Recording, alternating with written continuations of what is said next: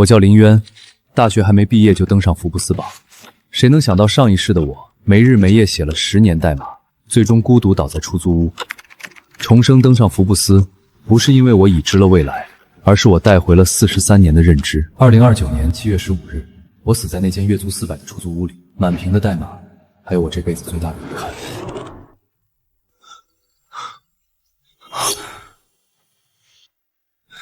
我重生了，回到了09年高考出分日。哟，林渊，你就考了320分啊！320分能上什么学校？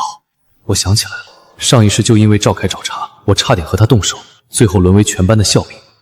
而现在，我18岁的身体，43岁的灵魂，再听到他这些话，只觉得幼稚。你说完了？什么？你确实可以把高考成绩当作成就，但在真正的规则制定者眼里，你我并无区别。承认自己考砸了很难吗？少在那儿故弄玄虚，考不上就是考不上。是啊，你考上了，什么意思？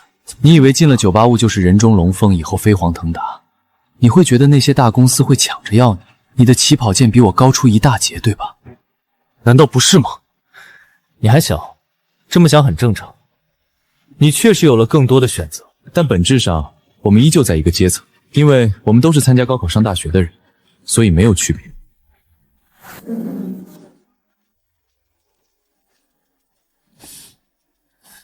感觉完全变了个人似的。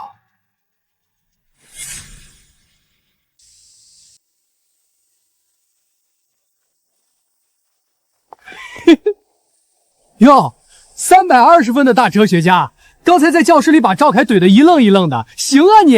你觉得我在怼他？不是吗？什么你我并无区别，什么都是参加高考的人，这话说得多玄乎，我差点以为你在念什么哲学课本。来，喝一口消消暑。考都考完了，想开点。王林，我问你一个问题。你说。你知道港澳台联考吗？啥联考？华侨港澳台联合招生考试，同样的卷子，港澳台考生录取线比内地低100多分，甚至还有专门针对外国国籍的留学生单独考试，难度更简单，直接免笔试录取内地985。还有这种操作？你以为只拼分数，有些人根本不需要拼。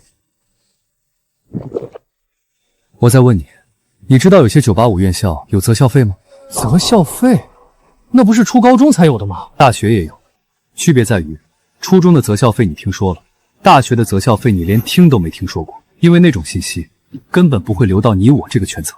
哥，你都是从哪儿知道的？赵凯觉得自己405分就高人一等了，但他不知道，405分和320分，在真正掌握信息的人眼里没有任何区别。没有区别。命运被一张试卷定义，你就是底层。哥，你今天咋跟变了个人似的？天太热了，脑子晒清醒了。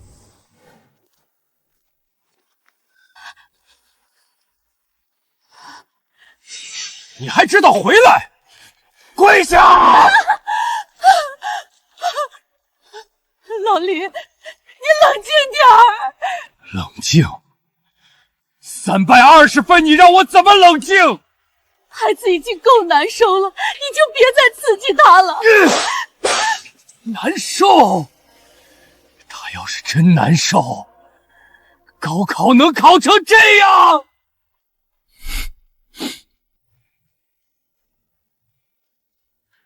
妈，能再见到你，真好。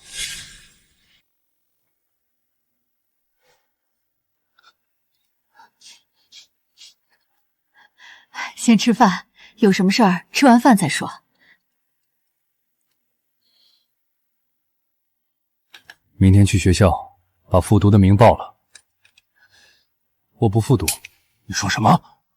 爸，我不复读，时间不值得。你这孩子说什么胡话？不复读你干什么去？你一个高中毕业生能干什么？你听听你说的什么混账话！不复读，不复读，你这辈子就完了。但是妹妹嫁给那个家暴男，被殴打致死，我却连保护她的能力都没有。这辈子我一定要改变她的命运，要改变全家人的命运。爸，时代变了。变什么变？没学历你能干什么？去工地搬砖。我有别的路，我会比所有人都过得好。我不只要改变我自己的命运，我还要改变这个家的命运。你反了天了！你以为你是谁？月儿，你快跟你爸认个错，就说你去复读。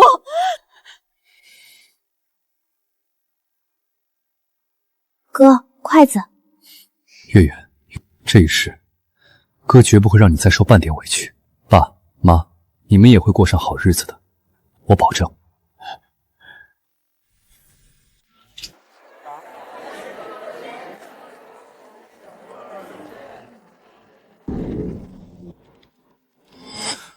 这是我写的，43岁灵魂看到18岁的火星文签名。这种羞耻感比上次被投资人当众拒绝还难受。快！这个怪掉金币，你也赶紧上号，咱俩组队刷副本。咋了？考砸了，连游戏都不想打了？王林，你说怎么才能赚到钱？赚钱？打工呗。要不你跟我去发传单，一天30。比特币今年刚诞生，一个还不到1美分，买来也没处交易。炒股，上辈子我代码写的比谁都好 ，K 线图一窍不通。足球彩票更不用想，我连世界杯哪年办都记不住。老天爷让我重生，却没给我配个金手指。想靠预知未来搞快钱，这条路走不通。哥，你该不会真打算不复读了吧？那你想干啥？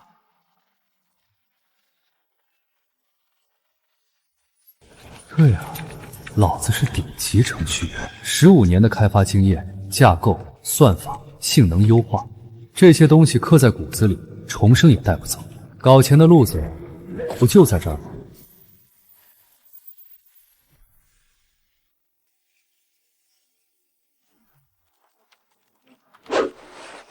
哥，你下啥呢？ Cheat Enter，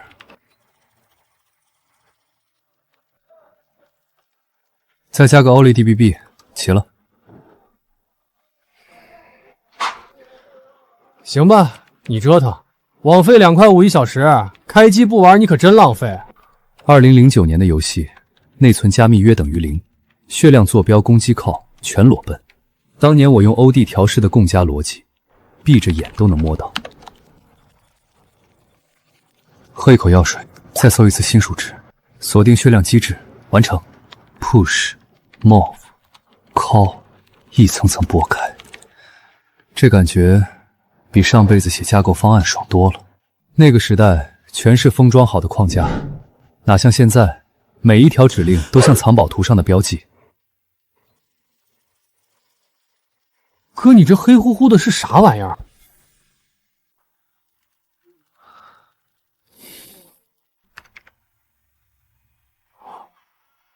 哥，你这黑乎乎的是啥玩意儿？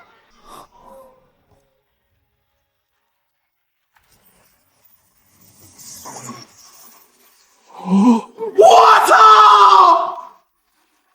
他自己会动，你他妈这是人能干出来的事儿？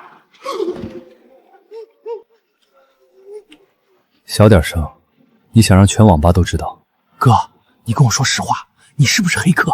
你这叫外挂吧？这叫全自动桥本。有区别吗？区别大了。外挂是破坏游戏平衡，脚本只是替人完成重复操作。本质上，它就是个不知类的代练。那他一天能刷多少？一个号一天24小时，保守100万金币，一台机器可以开3个号。哥，你教我，我跟你干，你说咋干就咋干。胖子，你知道人和人最大的区别是什么吗？啥？穷人追求金钱，中产追求资产，富人追求选择权。啥权？这台机器替我赚钱的时候，我就可以去做别的事，这叫时间自由。高考考的是分数，社会考的是认知。你考多少分？310。赵凯觉得你和他不是一个世界的人，对吧？那可不，人家鼻孔都翘天上去了。但在我眼里，没有任何区别，因为你们都没意识到，真正赚钱的事儿，从来不在学校里教。哥，你今天不，你这2天简直像换了个人。你是不是被什么东西附身了？走吧。2009年，遍地黄金，我不用预知未来，我只需要用我43年学会的东西，把这条路重新走一遍。爸妈，月儿，这一世，我不会再让你们等太久了。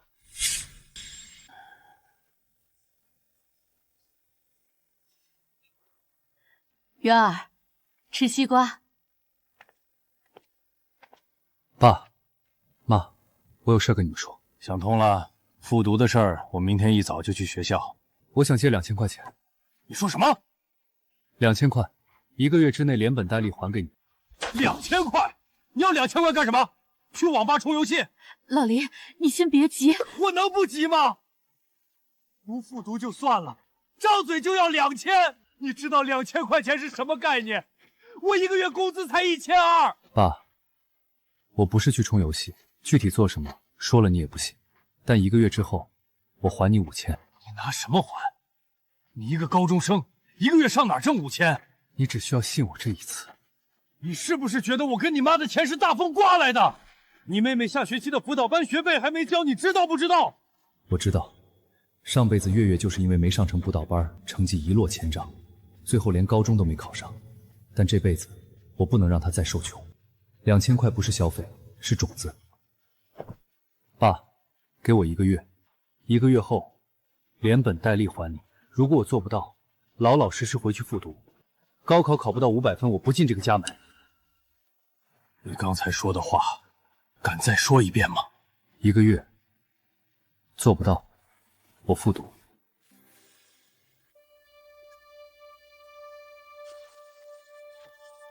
这是之前给月月准备的辅导班学费，1800。凑个整。小袁，我就信你这一回，但你记住你答应我的，1个月做不到，你就给我老老实实去学校报到。200是他藏在围裙口袋里的私房钱。上辈子我不知道这些，这辈子每一分我都得记住。月儿，西瓜还没吃呢。我回来吃。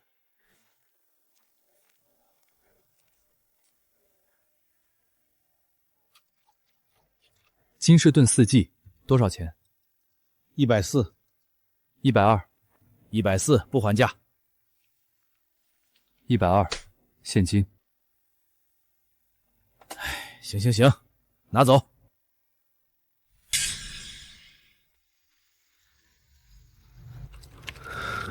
第4天，4个号同时在线，显卡温度一直在90度徘徊。好在2009年的游戏能关的特效全关了，老爷机勉强扛得住。128个号，每批16个轮转，封号率20%，剩下的足够。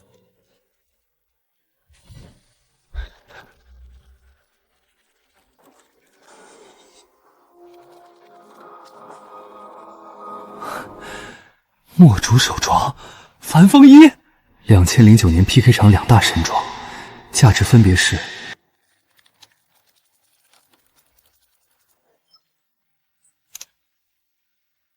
1450，比市面上低3成，足够让任何一个商人动心。应该会有人买吧。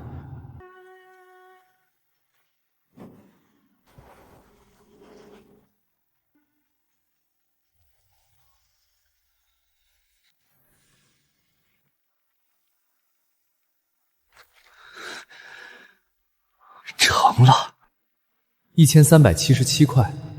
2009年，普通人1个月工资1200，我用了4天。胖子，醒醒，该回学校报志愿了。啥意思啊？包间那4台机器再包1个星期，多的100是给你的。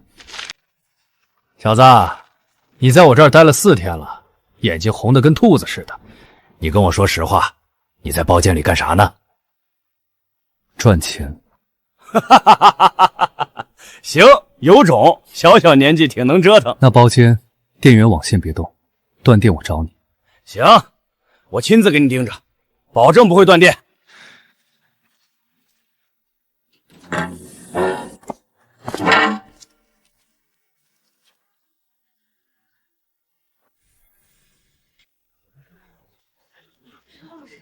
我第一志愿金南财经大学会计系，第二志愿金南财经大学财务管理，剩下几个随便填，反正第一志愿肯定录。凯哥稳了，405分报金南财经，那就是10拿9稳。别这么说，还是要等录取通知书。有些人第一志愿填大专都没用，反正哪儿也去不了。林渊，你第一志愿填的什么？要不要我帮你联系个复读班？我家楼下那个凭高考成绩单打8折，320分，估计能折上折。刘洋，你他妈说谁呢？你也就考了360，好意思笑别人？360也比320高40分。王林，你激动什么？你也310，你俩难兄难弟啊！胖子，坐下。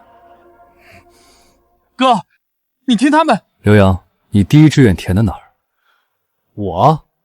我填的江州师范专科学院，怎么了？你360报个专科，我320也报个专科，差40分，结果一样。你在这儿笑我的时候，就没想过自己也是别人眼里的笑话。林渊，你少在这儿装。你爸是工人，你妈连工作都没有，你家要钱没钱，要关系没关系。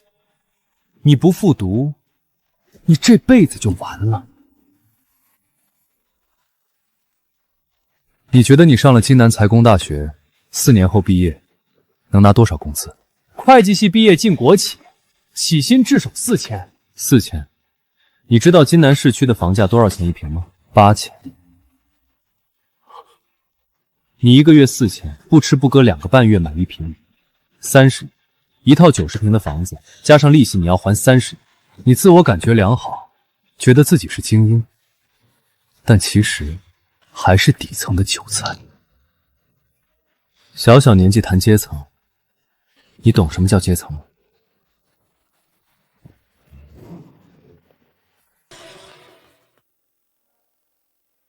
林渊，你等一下，你跟我来一下。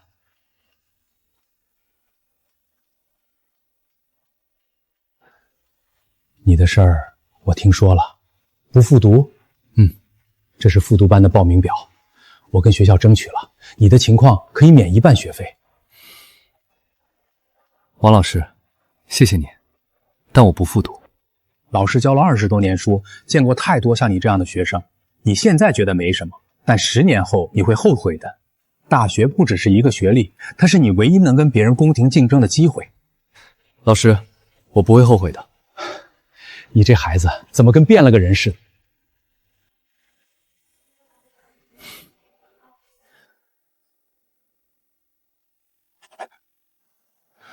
哥，你到底填哪儿了？让我看看。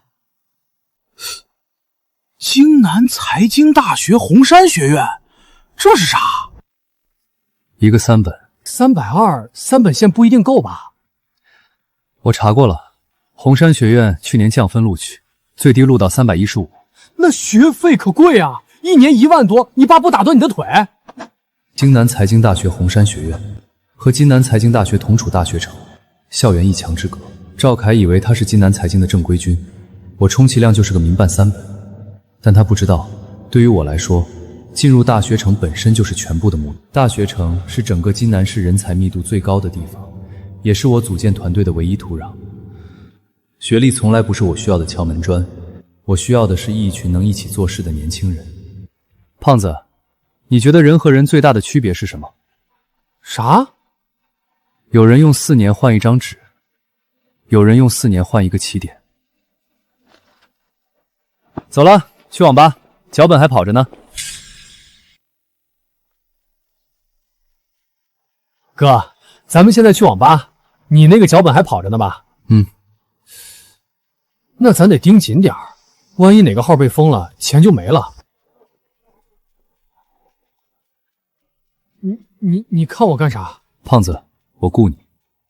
雇我？雇我干啥？帮我盯脚本，4台机器4个窗口，哪个报错了你就手动重启，哪台死机了你帮我按重启键，包吃，月薪1500。1500？啊，哥，不，爸爸，亲爹，你说真的？我爸一个月才挣1800，我给你当牛做马都行。你让我干啥我干啥，我给你当看门狗，24小时盯着屏幕，绝不错过任何一个爆速弹窗，哪个窗口闪一下我就扑上去。松开，恶心！义父放心，我就是你养的一条看门狗。你再叫一声扣100。走吧，去网吧啊！今天开始算工资。1个月1500，2个月3000，3个月4500。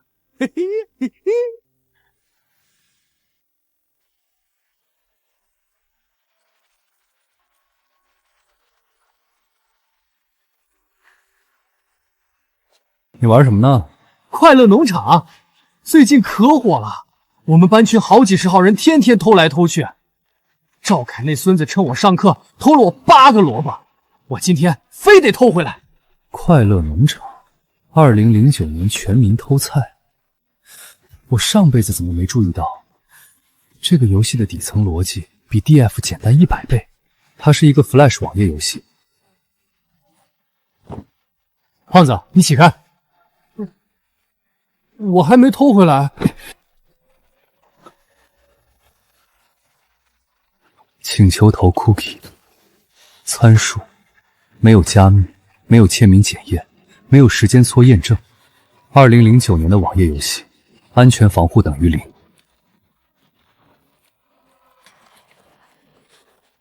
可这是又疯了一个。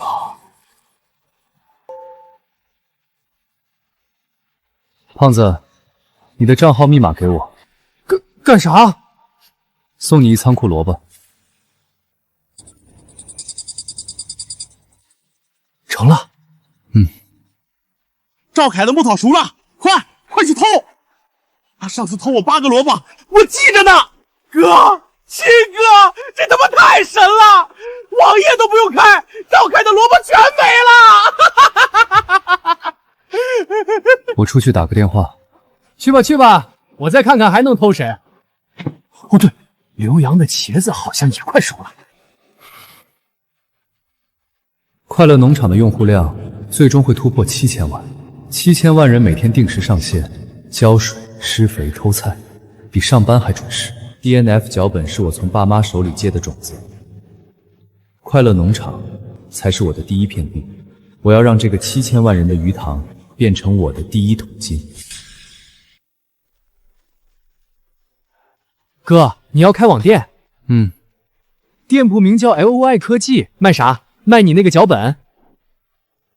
你这名字起的也太狂了吧！宝淘上卖辅助的没有100也有80家，你上来就全网第一？你知道什么叫 SEO 吗？啥？搜索引擎优化。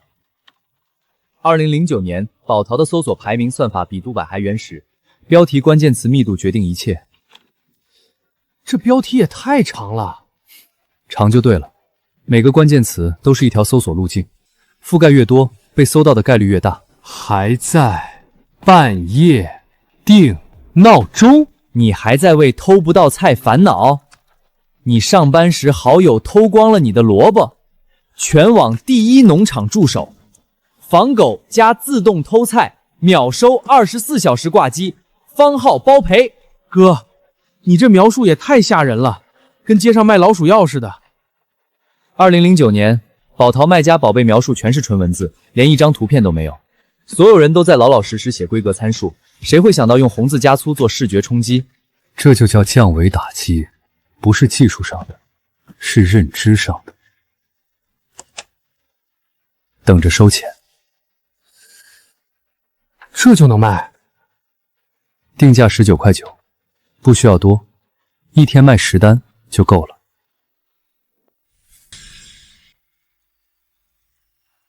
2009年的宝淘，连自动发货接口都是现成的，只要申请一个开发者 key， 就能直接调用卖家 API。但这玩意儿文档写的太烂了，调用示例全是错的。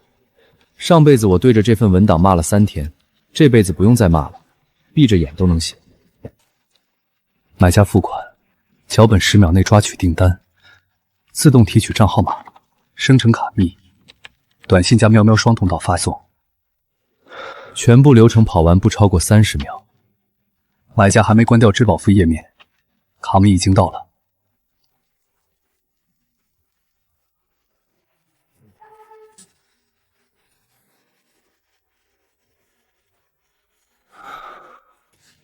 这个脚本跑起来，以后我睡觉的时候，钱也在自己进账，真正的被动收入。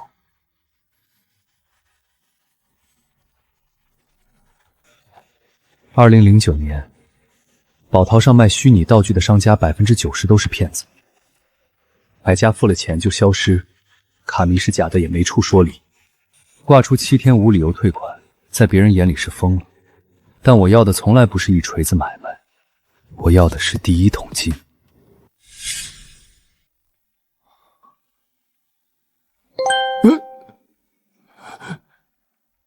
啥响了？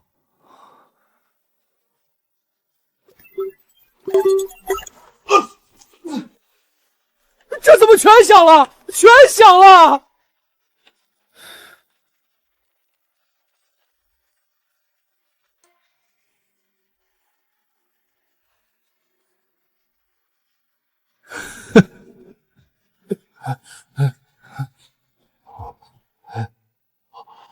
！8000！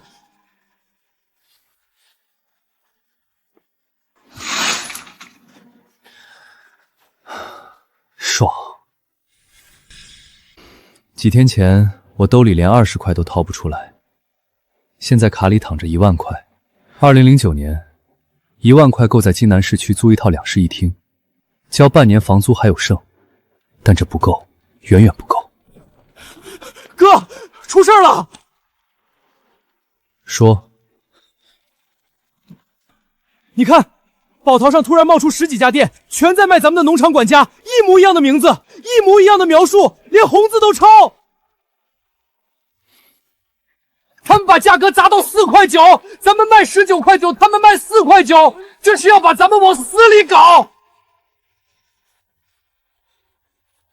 这些人胡说八道，咱们软件连个界面都没有，哪来的病毒？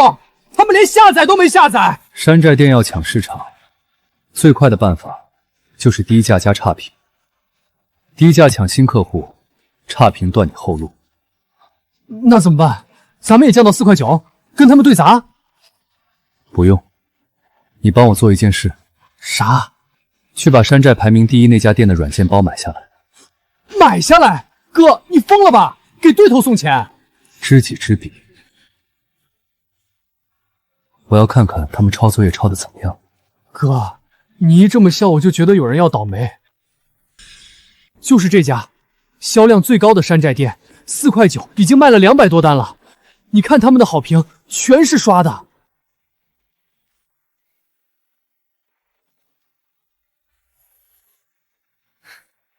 就这？咋了？有啥问题？他们这不是自己写的代码。那是啥？案件经理。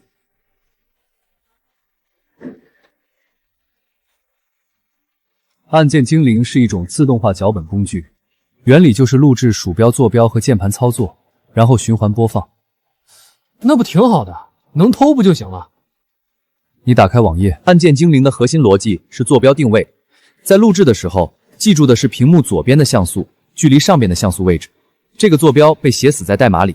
只要浏览器窗口位置变了，比如你调整了窗口大小，或者任务栏挪了位置，坐标就全乱了。那乱了好啊，把菜铲了怎么办？对，坐标偏移1像素，偷菜按钮就点不到，最后点到除草剂上，把菜全铲了。这玩意儿还敢卖？他们不需要在乎好不好用，4块9的定价，赌的就是买家嫌退款麻烦，退一半也有2块5，零成本，纯赚。那他们便宜啊，哥，人家4块9能卖200单，咱19块9才卖400多单，他们降价咱们真不怕？不怕。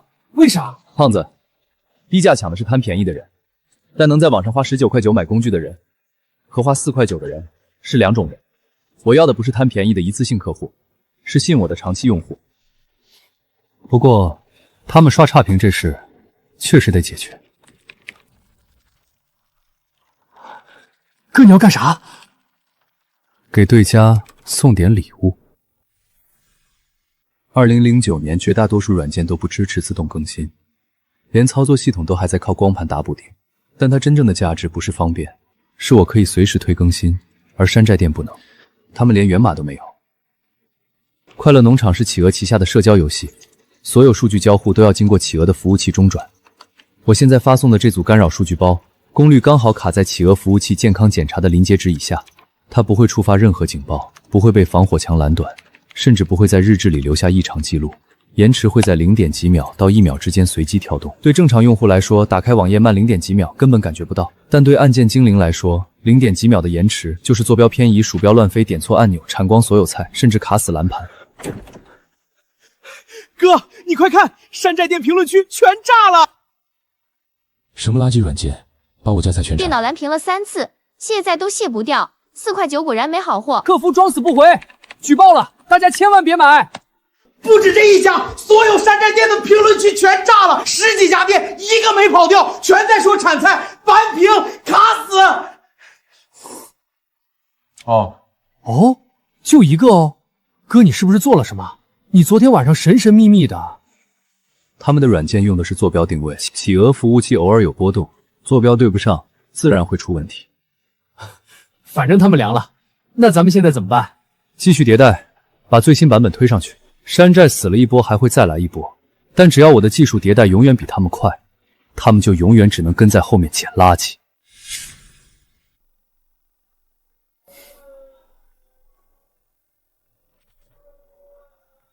哥，你又要干啥？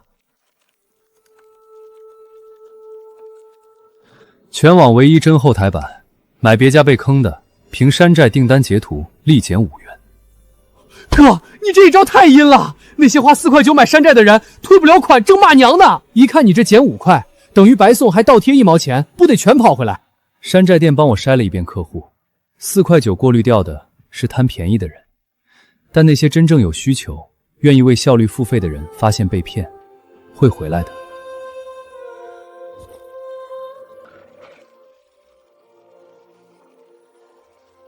我去，你是怎么做到的？胖子，你来处理，截图核对一下就发优惠券，不用给我看。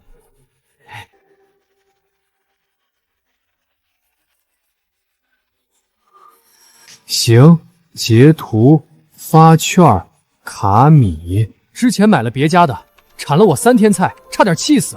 回来买正版，10分钟仓库满了，1分钱1分价，服了。7天无理由退款的店铺，和那种卖了就跑的山寨店能一样吗？老板，你这技术太牛了，我连网页都没打开，菜全在仓库里了。哟，还没结束呢。2万？哥，10、100、1000万，2万！哥，一天2万，我爸1个月工资才1800，你他妈一天赚了我爸1年的工资啊！反向营销的核心，不是你把对手打趴下，而是把对手的客户变成你的客户。山寨店花钱买排名、刷好评、砸价格，最后全帮我做了广告。哥，咱发了2万就叫发了。2009年，2万块是不少，但放在整个互联网市场里，连个水花都算不上。农场管家的天花板是7000万用户，我现在才吃到了1/1000都不到。LY 科技这个名字已经在那10几家山寨店的买家群里传开了。从今天开始，不是我去找客户，是客户来找我。那下一步咱干啥？把 DF 的脚本停了，那几台机器腾出来，全部跑农场管家的自动发货。行，你说啥我干啥。第一桶金到手了，但接下来的问题才是真正的开始。下一步做什么？在2009年的互联网里，农场管家只是一块敲门砖，真正的金矿还在后面。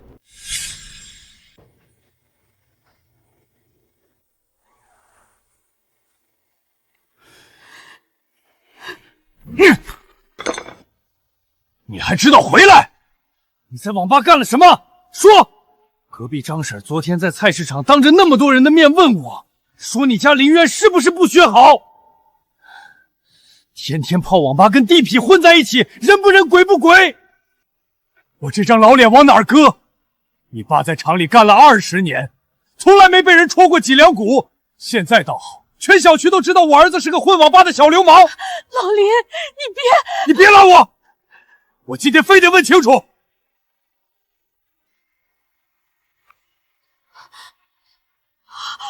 天啊，这是多少钱56878，爸，我做到。你去哪儿弄的这么多钱？老林，你掐我一下，我是不是在做梦？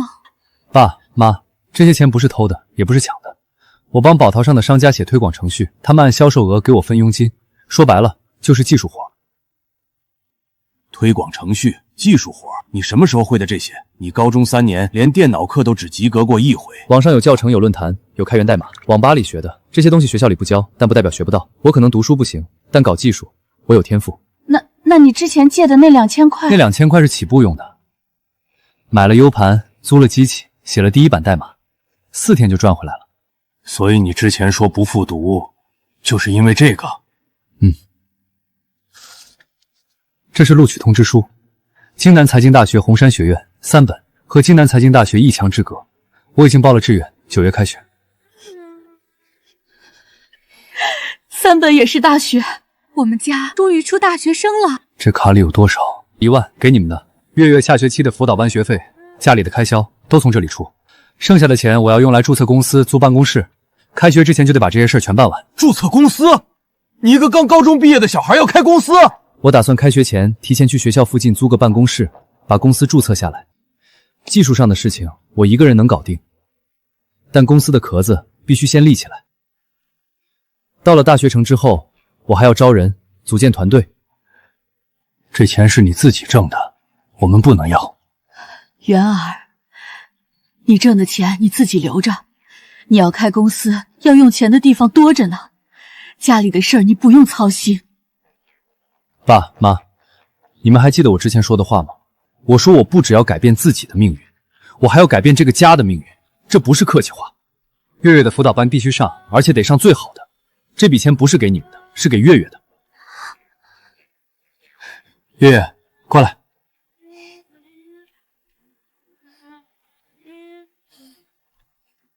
哥以后供你上最好的补习班，上最好的大学。你什么都不用管，好好读书。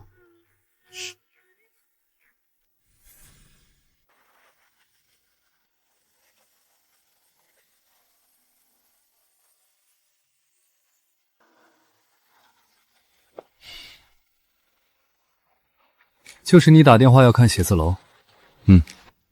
预算多少？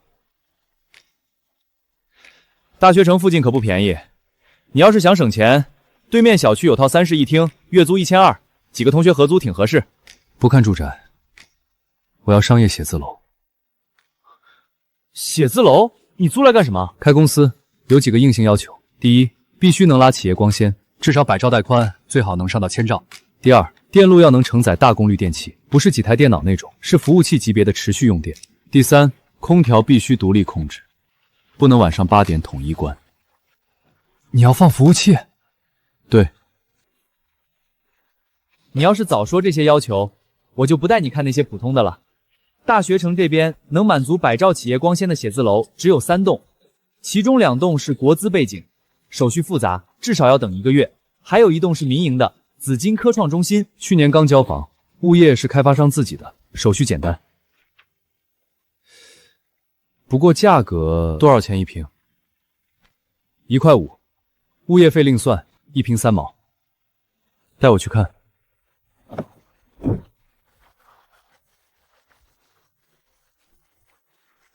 上车。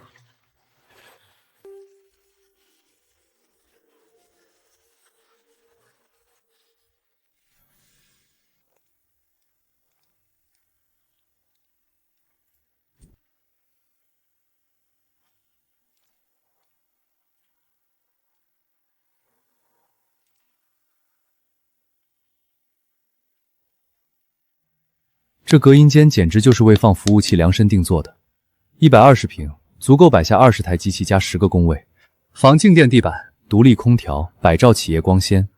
2009年这种配置的写字楼，整个大学城找不出第2间。怎么样？这间是整层最好的一间，朝南，采光好。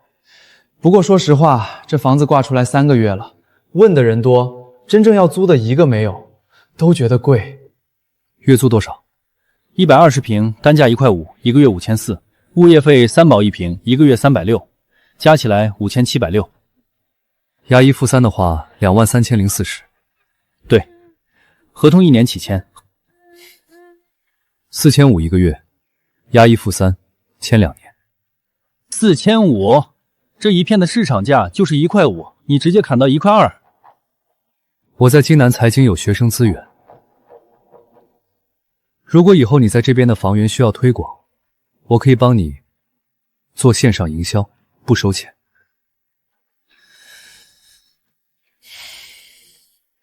行，4500一个月，押1付3，签2年。但你说的那个线上推广可不能忽悠我。没问题。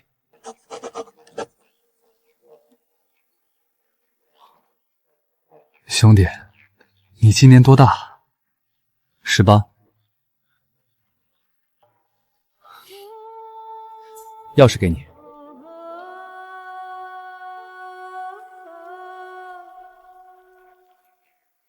胖子，紫金科创中心1608，120平。你在学校论坛和招聘网站上发几个帖子，招人。哥，咱这办公室也太空了，连个桌子都没有。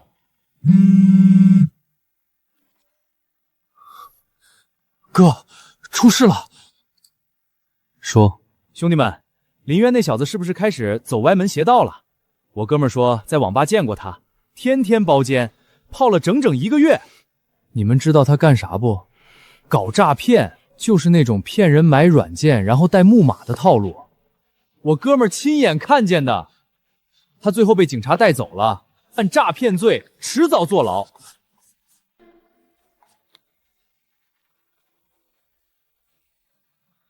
诈骗个屁！渊哥是靠写脚本赚钱，这就是证据。你发了什么？让他们开开眼呗，省得整天瞧不起你。这图 P 的吧？林渊的废物能赚2万？就是，高考320分的人会写脚本，吹牛不打草稿。这狗东西！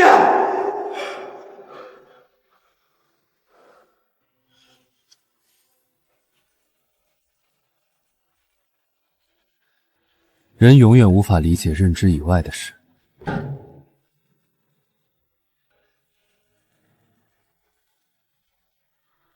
幼稚。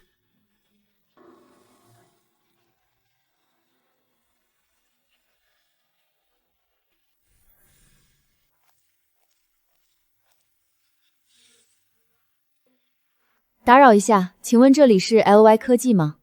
我来面试财务总监。财务总监？我们没发过财务总监的招聘信息啊。我发的。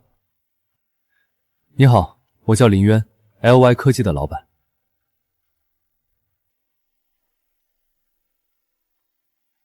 抱歉，我可能走错了，我找的是科技公司，不是大学生创业社团。韩云，28岁，京南大学财务管理专业毕业，5年工作经验，之前在恒通商贸做财务主管。你简历上写的期望薪资是4500，所以呢？恒通的财务主管薪资是4200，加上年终奖，你去年到手大概5万左右，所以你跳槽不是因为钱。你怎么知道恒通的薪资？查到这些对我来说不难，你能找到我们，是因为你在招聘网站上搜的关键词，不是薪资也不是福利，我没猜错吧？那你能给我什么？第一，完整的社保公积金，正规劳动合同。第二，财务流程你说了算，从零搭建，我只看报表。第三，期权池预留 5%， 你是第一个拿期权的员工，2年后你可以选择行权。如果到时候 LY 科技的价值翻了100倍，你这 5% 就值500万，当然也可能一文不值。你连办公桌都没有？我有服务器放在隔音间里，市价2万，昨天刚装好。顺便提一嘴，欢乐农场管家是我们的产品。那个全网第1的农场管家是你们做的？日均成交额过2万，4小时卖爆的那个。没错，就是我元哥一个人写的代码。入职合同什么时候签？现在。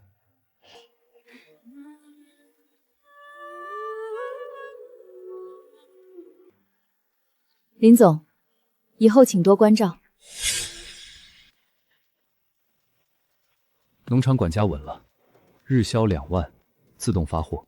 韩云接手财务，王林盯客服。但这不够，一家公司如果只有一款产品，死掉只是时间问题。下一个项目必须做，而且必须比农场管家更大。2009年，宝陶全年交易额破2000亿，商家数量同比增长300%。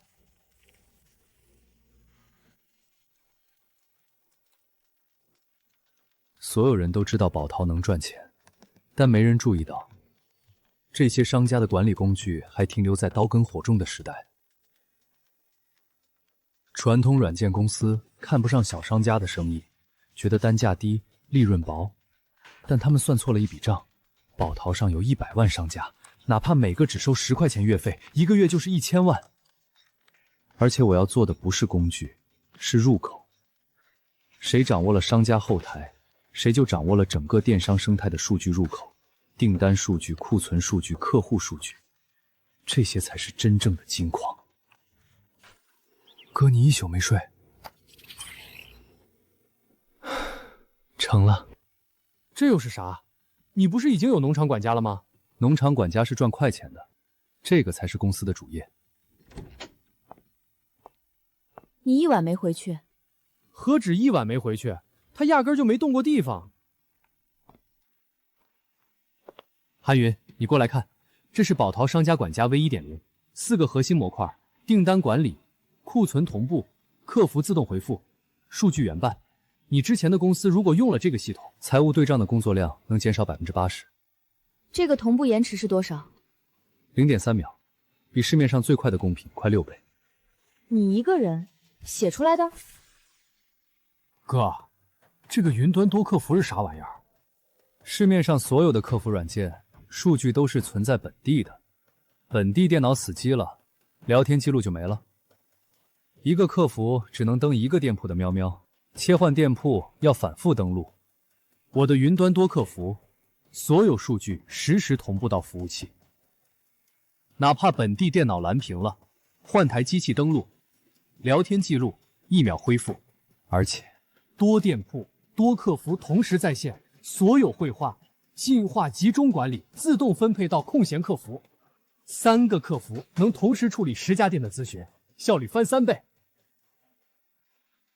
所以，咱这软件不是卖给一个人的，是卖给一个团队的。对，传统软件卖的是工具，我卖的是效率。一个人管一家店，一天处理50个咨询就累死。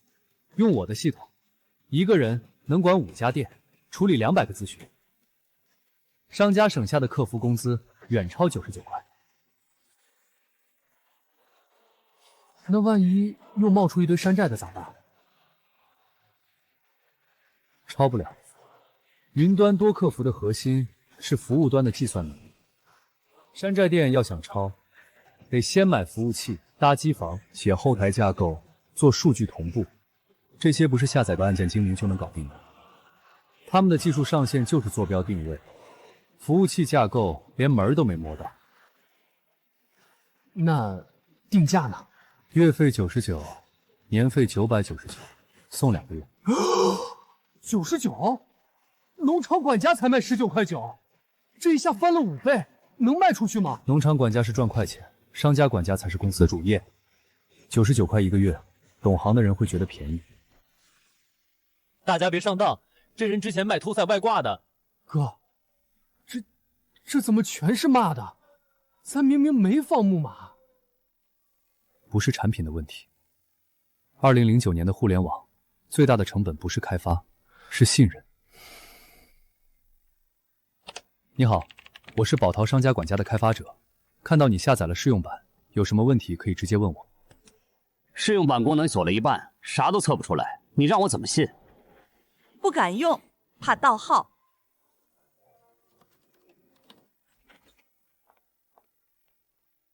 试用转化数据出来了。0。那怎么办？要不咱也学那些大公司，花钱买个广告位？没用，投广告解决不了信任问题，买家不信你，广告点进来也不会下单。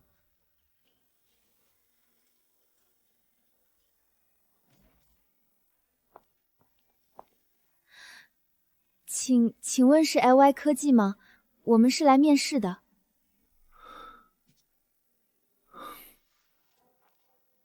是的，请进。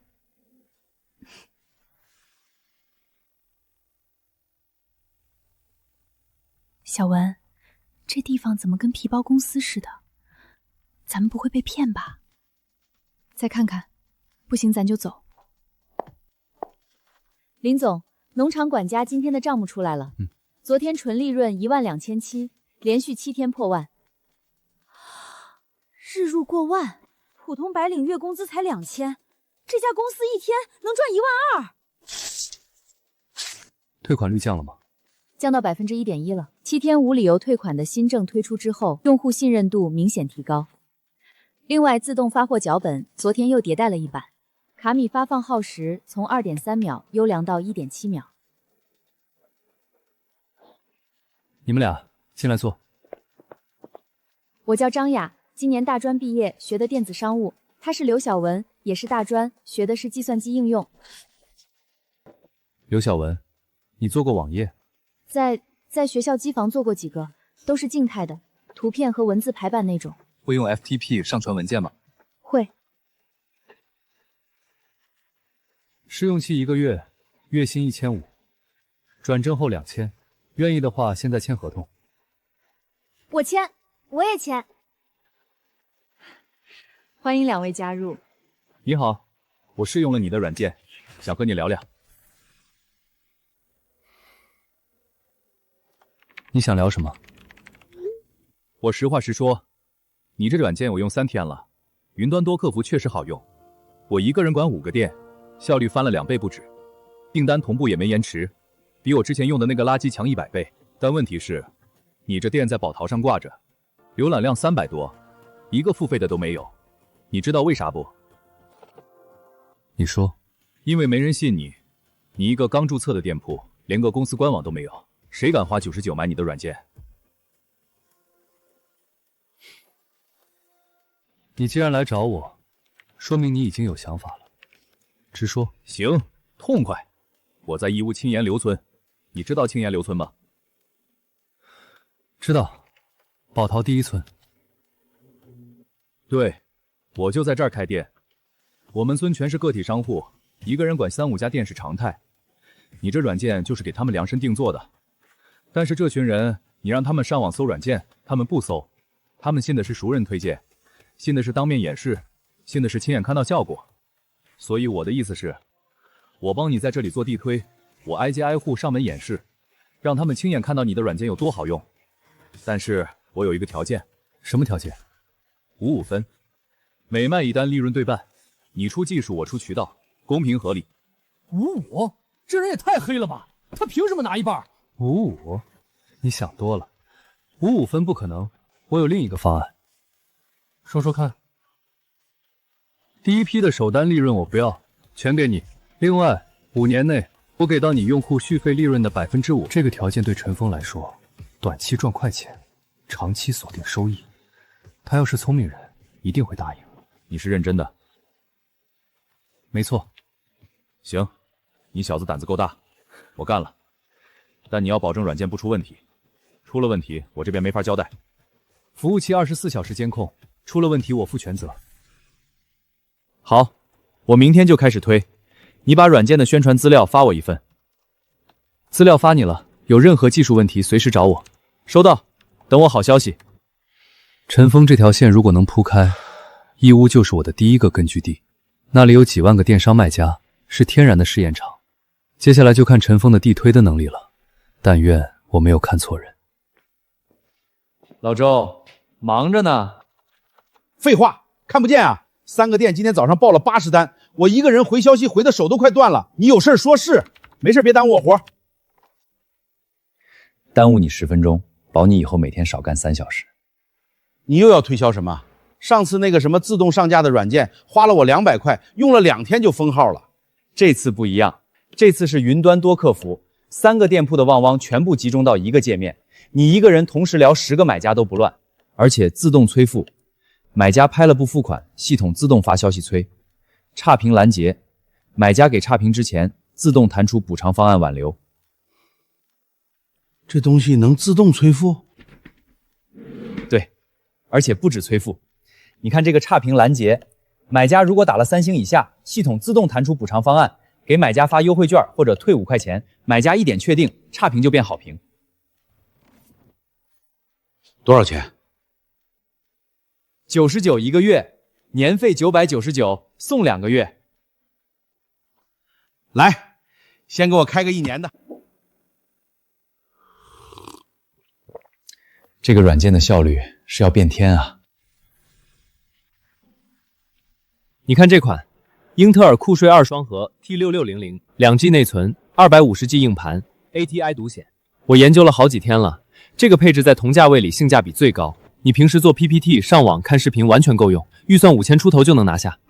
颜色挺好看的。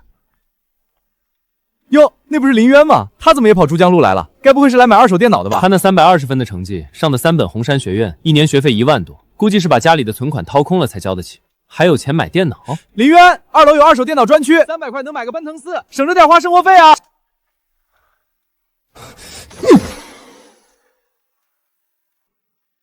别耽误时间。他去的是企业设备区，穷酸还装，大概是去摸2把服务器过过瘾吧。那个同学，你认识？高中同学，高考320，家里穷的叮当响。走吧，我带你去看索尼的样机。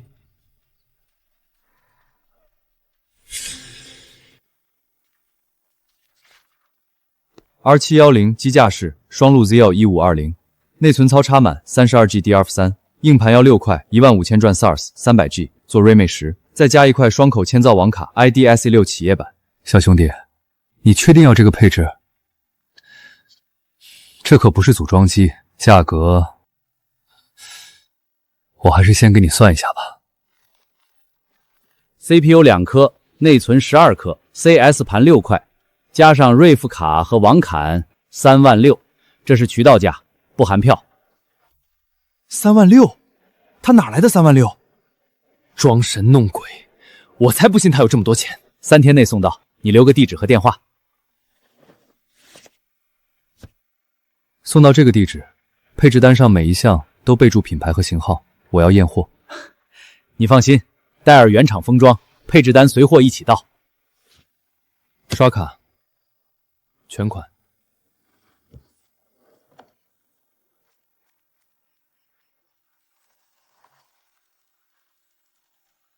这真刷出来了。林总，货到了，我亲自跟物流那边打招呼，优先给您送。这个配置跑数据库和迷你机都没问题。您是做哪方面的？电商 SS 自建服务器集全。自建服务器集全，牛！哥，咱公司农场管家都日入过万了，买几台服务器算啥？对吧？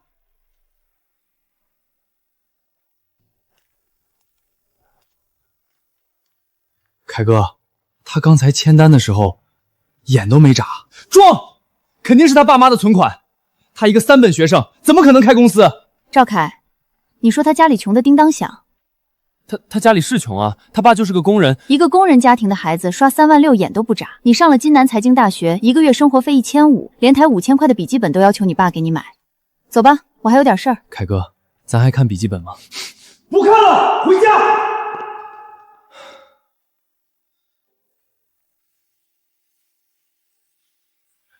哥，你看见赵凯刚才的表情没？跟吃了苍蝇似的。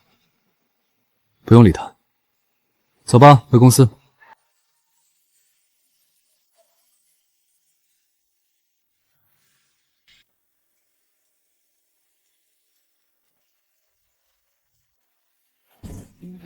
里面装的什么玩意儿？服务器，一台 R710，一台 PowerEdge 2950做备份。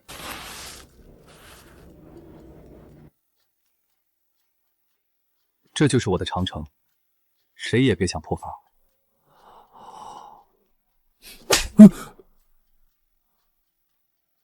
手上有静电，先去摸暖气片。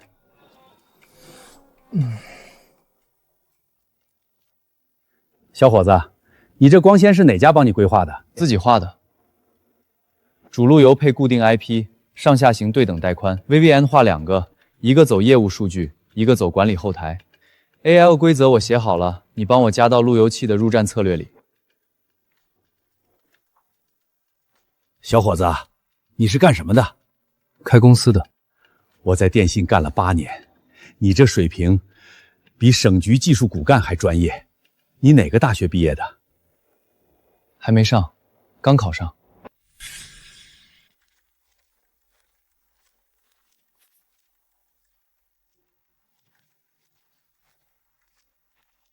老大，这里的东西一看就贵得要死啊！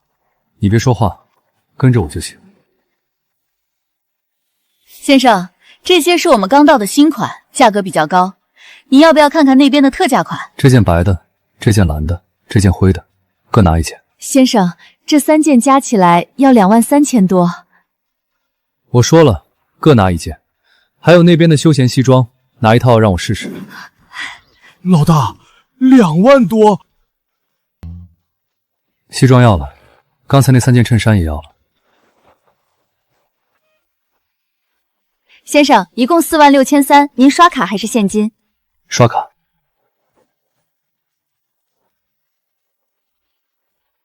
我勒个乖乖，花4万多买衣服！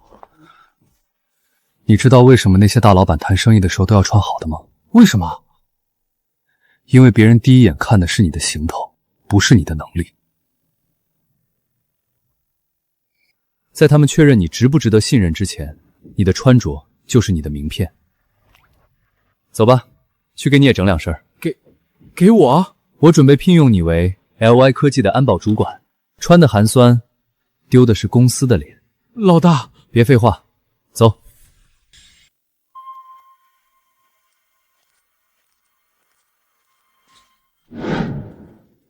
您好，请问找哪位？我是一联软件投资部的周乾坤，找你们林总。林总，一联软件的周总来了。林总，久仰。这是我们一联软件的全资收购意向书，你过目一下。收购我们？说说看，什么条件？50万，全资收购 LY 科技，你的团队可以全部留任，你本人可以担任一联的技术顾问，月薪2万，不卖。林总，50万对一个刚起步的公司来说，已经是很有诚意的价格了。你知道的 ，SSS 行业竞争激烈，现金流很容易断。我知道，一联在省内软件行业是龙头，有我们背书，你的路会好走很多。而且你才18岁。还在上学，管理一家公司不是那么容易的事。周总 ，LY 科技上个月流水8万6，这个月已经破10万了，50万连我半年的利润都不够。林总，你确定要拒绝？一联在行业里的人脉和资源，不是你这个级别的小公司能想象的。周总，你想怎么玩，我都奉陪到底。林总，年轻人有冲劲是好事，但也要懂得审时度势。我给你3天时间考虑。3天之后，希望你能做出明智的选择。周总，查到了 ，LY 科技的林渊，今年18岁，仙林大学城附属高中毕业，高考320分，没有上过大学。那他的技术是从哪儿学的？查不到，他没有参加过任何编程培训，没有任何 IT 相关的证书，但他确实写出了一个能用的 SaaS 软件，而且稳定性还不错。他的公司注册资本100万，实缴多少？认缴，没有实缴。办公室60平，员工4个人。月流水大概10万出头，就这点家底，也敢跟我叫板？周总，现在怎么办？工商、税务、消防，一个一个来。我就不信他的公司一点毛病都没有。要查他的用户数据吗？他的软件跑到云端，可以申请调查令。先不用，先走常规路子，让他知道疼。如果不行，再下狠手。林渊，你会后悔的。林总，你真不打算考虑一下？50万虽然不多，但也是一笔不小的启动资金。不需要，我们的资金流现在是健康的，不需要贱卖股份。韩姐，从今天开始，每一笔支出都要有发票，每一笔收入都要有难税证明，公司账目要做到无比干净。明白。林总，你是不是觉得一联那边会搞小动作？不是觉得，是一定会。所以我们要提前把防护墙建好。周乾坤，你想玩，我陪你玩。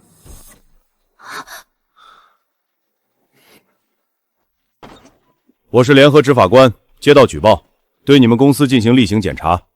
谁是负责人？我是。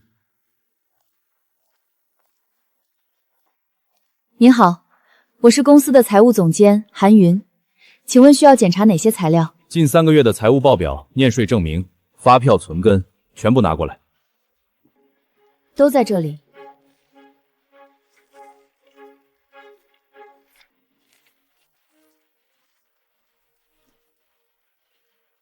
林总，账目没有问题，但我们收到举报说你们涉嫌非法经营，这个我们需要进一步核实。请便，我的公司依法经营，随时接受检查。林总，你的判断是对的，真的有人来查了。这只是第一招，接下来还会有更狠。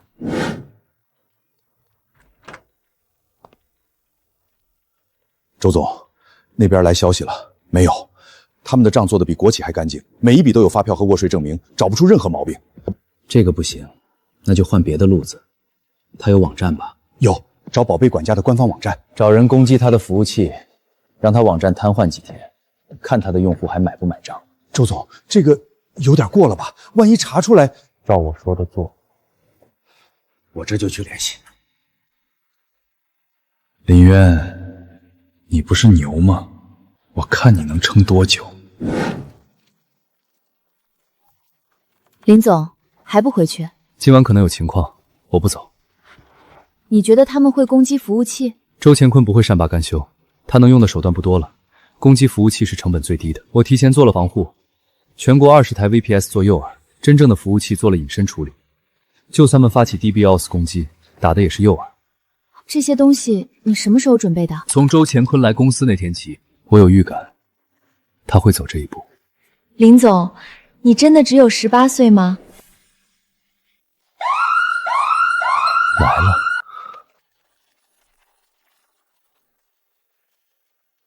每秒1200兆的流量，1个小时就是4、5千块的攻击成本。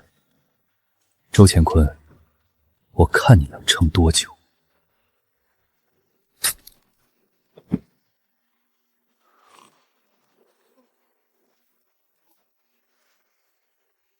慢慢打，不着急，反正烧的不是我的钱。3台诱饵报废了，但还有17台，够他们再打2个小时的。加满了，我看看你们能加多少。这种级别的攻击也就骗骗外行，在我面前，跟小孩子过完家没什么区别。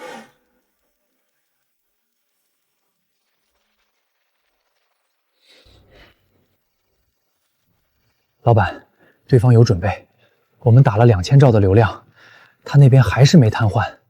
再加码，我不信他一个小公司能扛得住5000兆的流量。再加码要加钱，5000兆的话，预付至少5万块。行，但天亮之前，我要他的网站彻底瘫痪。加码5000兆，所有机器全开。对方到底是谁？一个小公司的网站，怎么可能扛得住2000兆的流量？哥，学校下周就开学了，还要军训，你去不去？不去。那怎么跟学校交代？帮我请假，就说阳光过敏。阳光过敏？还有这种病？紫外线过敏，医学上叫光敏皮肤炎。你去找韩云开一份病历证明，他之前在恒通商贸认识一个社区医院的医生。别慌，王林，手机打开手电筒。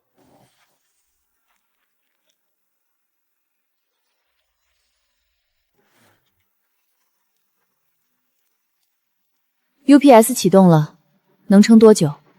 满载荷40分钟，足够找出断电原因。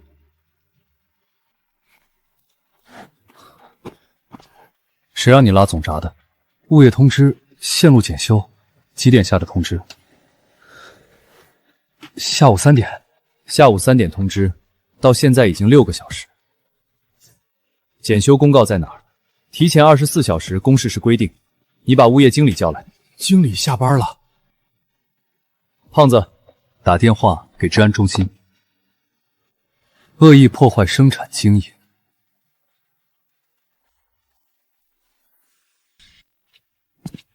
别怕，发电机来了。韩云，帮我拿一根排插过来。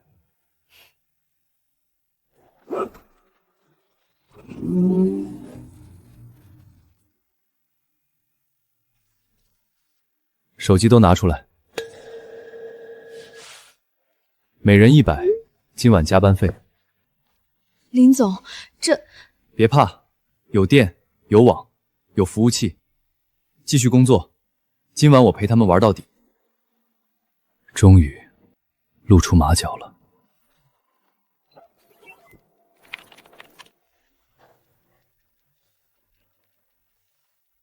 老板，目标瘫化了。确定？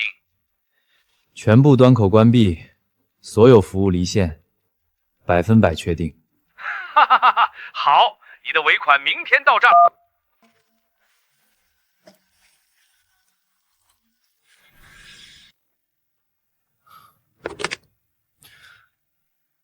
周总吗？我是林渊。怎么想通了？这几天的事我都明白了。你说的对，我就是个学生，我扛不住了。年轻人，早这么说不就完了？说吧，什么条件？100万，我把全部股权转让给你，包括农场管家和商家管家的全部断码和用户数据。但我需要2天时间整理数据和财务报表。2天？行，我等得起。林渊，识时务者为俊杰，你还年轻，拿100万走人，够你花好几年了。以后要是想上班，一连的大门给你开着。谢谢周总。2天后我带着材料去找你。韩云，帮我泡杯咖啡。今晚不回去。ASP 写的后台，连个验证码都没有。2009年的安全意识等于0。周总，你要搞我，我就让你知道什么叫降维打击。一套给工商看，一套给自己看，阴阳账本，透税至少400万。周乾坤，你胆子比我想的还大。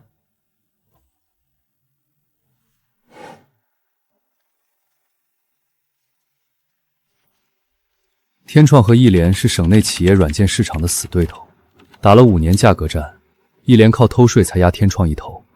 这份名单到了赵天手里，他不可能不动心。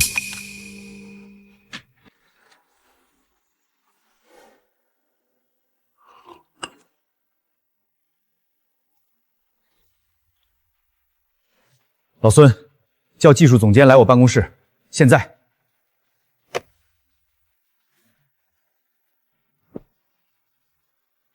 天上掉的馅饼？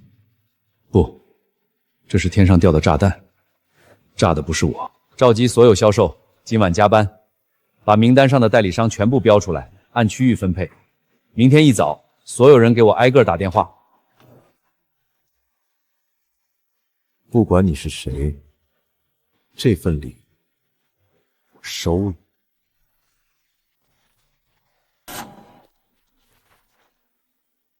老张，你来看这个，涉及金额不小，我先报上去。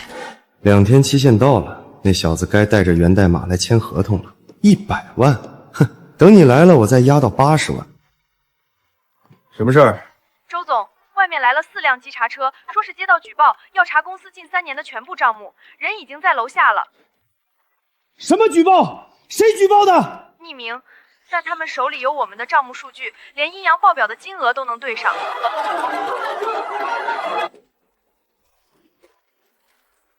周总，出大事了！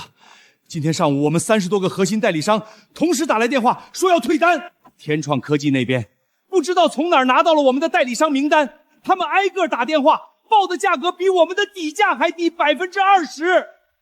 所有代理商都在问我们是不是一直在吃差价。周总，相关部门人已经在财务室了，要查近3年的所有账目。他们说举报材料里有我们阴阳报表的完整数据，连隐藏科目都标出来了。是谁？谁有这个本事？谁能在2天之内把我20年的积累全部拆光？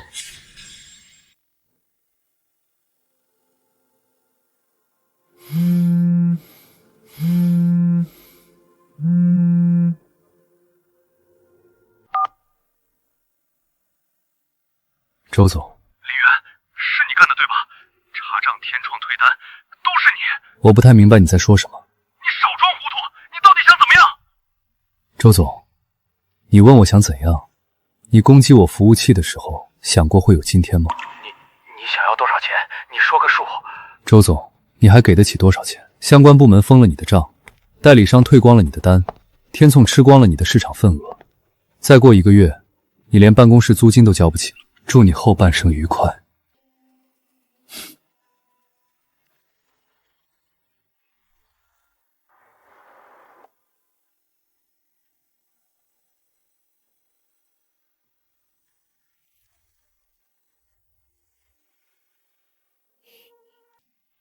林总，一联那边解决了。韩云，准备扩张。一联倒下之后，他们的客户渠道市场份额会在1个月之内被瓜分干净。我们要做的是在别人动手之前，把最大的一块吃下来。是。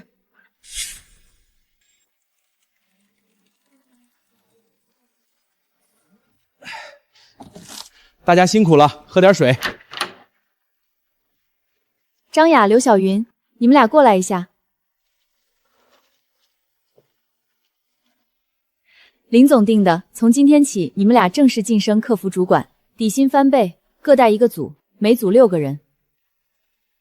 底薪翻倍，我们主管。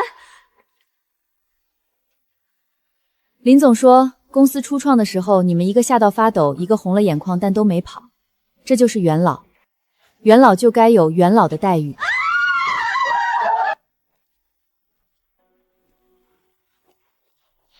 林总，用户突破2万家了，这是这个月的利润表，扣除服务器成本、人员工资、办公室租金和所有杂项开支，您个人纯收益250万。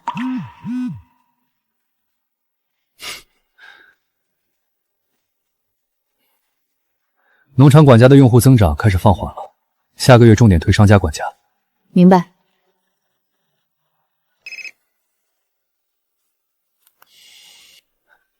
林渊，你干的好事儿！你们辅导员苏老师刚给我打电话，说你跟他请病假，说什么阳光过敏不能军训。爸，你听我解释。解释个背！苏老师说校医给你检查了，你什么毛病都没有，你连病历都是找人开的假的。你现在在哪儿？是不是还在那个破公司？爸，我告诉你，你今天要是不回学校报到参加军训，我明天就拎着棍子去你公司，把你那些破电脑全砸了，你信不信？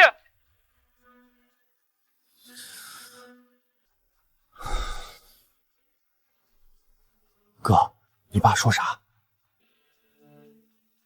他说要把我的服务器砸了。那咋办？回家。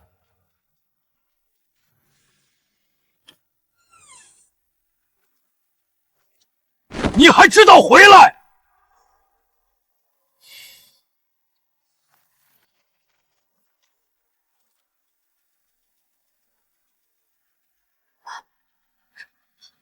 这是啥？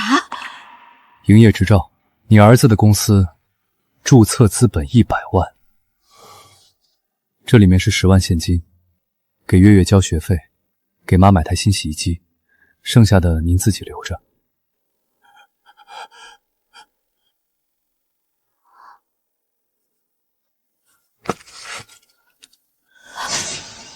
老林，这条烟一条要900多。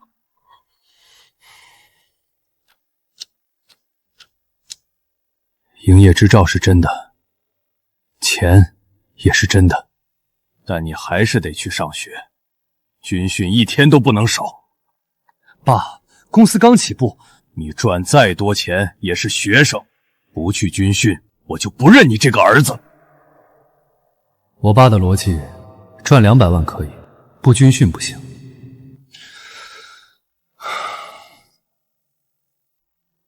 行，我去。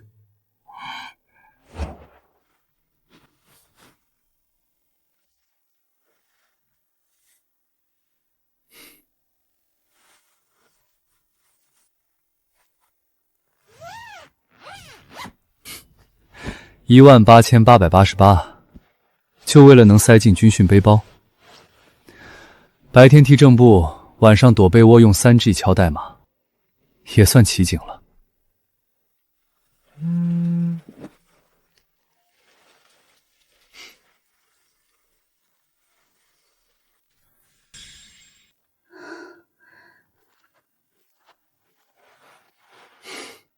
哥给你的。哥，你什么时候回来？2周，很快。里面有1000块钱，想买什么买什么，别跟妈说。哥，我以后也要像你一样厉害。你会比哥更厉害。哥，你明天不是军训吗？怎么还来公司啊？走之前办点事儿。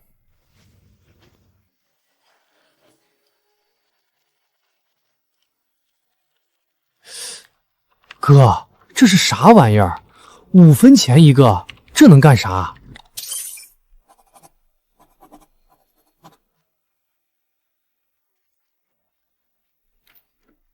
哥，你花1000美金买一堆5分钱的玩意儿，还锁保险柜里，这能值几个钱？这是你哥的100亿退休金。100亿就这？你是不是被军训吓傻了？10几年后你就懂了。走了，去踢正步。林总，爆了！青岩留村半个月卖出去2000单，2000单啊！我自己都数了3遍才敢信。这是首笔分红18万，你那份我已经打到你公司账户了。林总，我跟你说句掏心窝子的话，我陈峰在义乌混了8年，见过无数老板，你是第一个让我觉得跟对了的人。从今天起，我这条命卖给你了。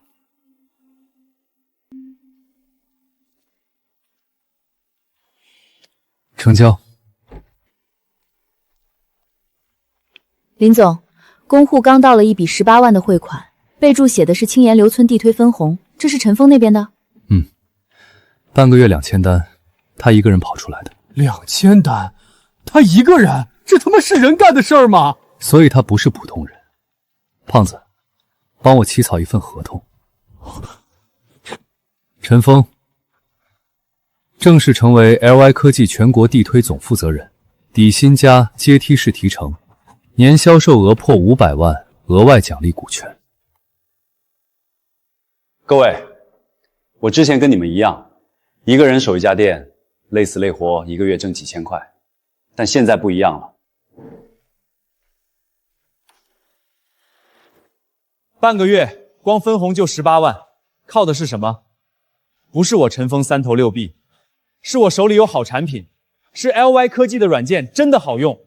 现在林总把全国的地推代理权交给我了，我需要一支正规军，愿意跟我的，底薪3000，提成另算。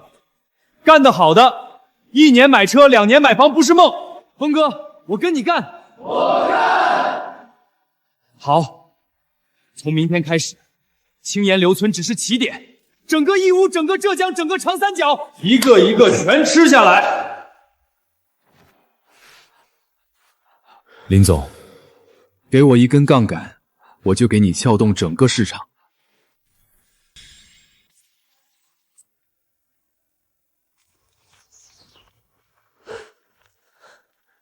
嘿，最后一个终于来了。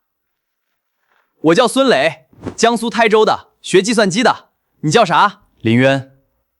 林渊？你是不是那个红山学院的？咱这栋楼是混合宿舍，财经的和红山的住一块儿。红山学院电子商务专业。我叫陈瑞。哟，这不是咱们班的创业明星吗？林渊，你也住这层？我在307，就隔壁。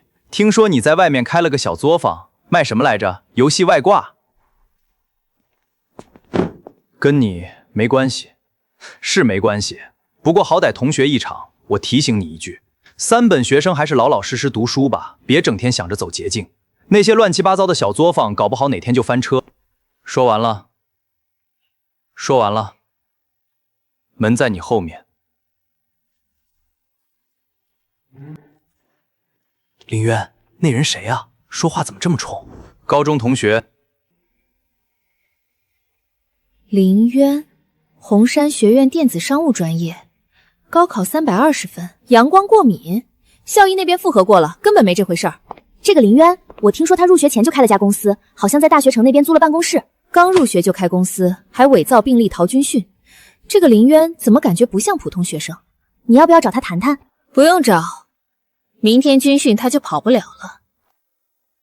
我倒要看看这个林渊到底是个什么样的人。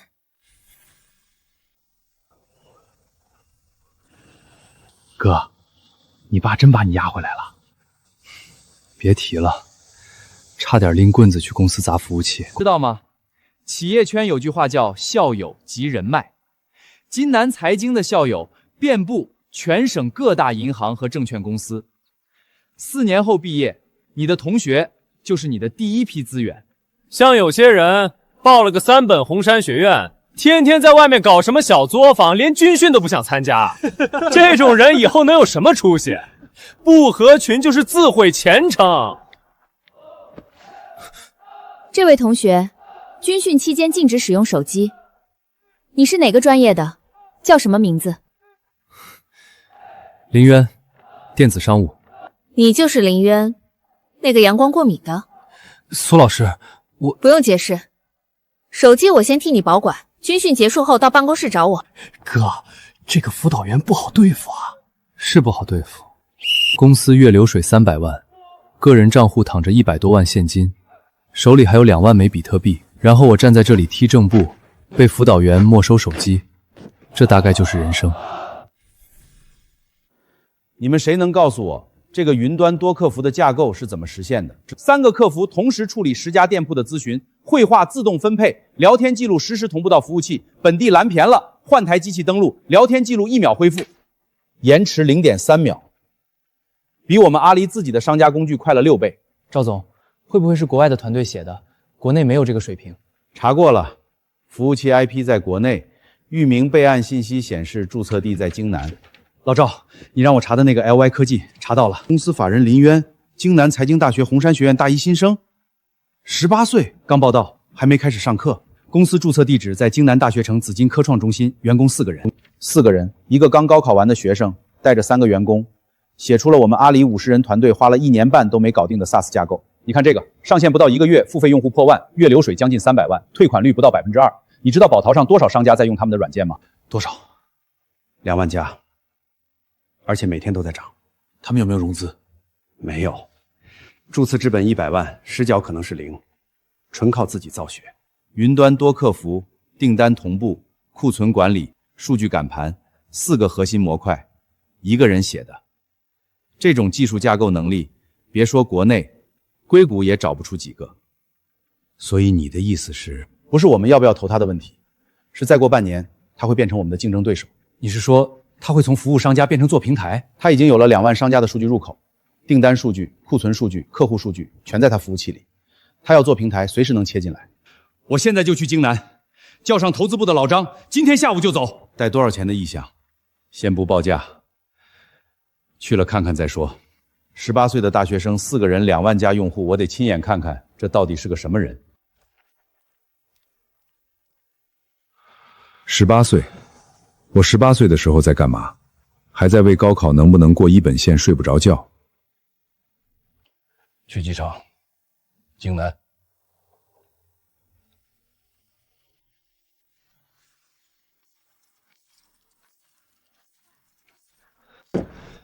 凯哥，我腿快断了，别说话，教官盯着呢。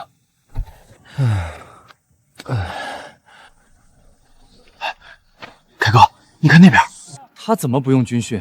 听说他开了校医证明，什么紫外线过敏免训。狗屁紫外线过敏，他就是在装病。同学，你是哪个专业的？怎么一个人坐在这儿看书？电子商务。电子商务，我们是会计系的，你叫什么名字？林渊。林渊，这名字好耳熟。哦，对，你是不是那个开学前就听说红山学院有个新生开了家公司？真的是你？加个 QQ 吧，以后有不懂的可以问。凯哥，他不仅不用踢正步，还有女生主动找他要 QQ。闭嘴！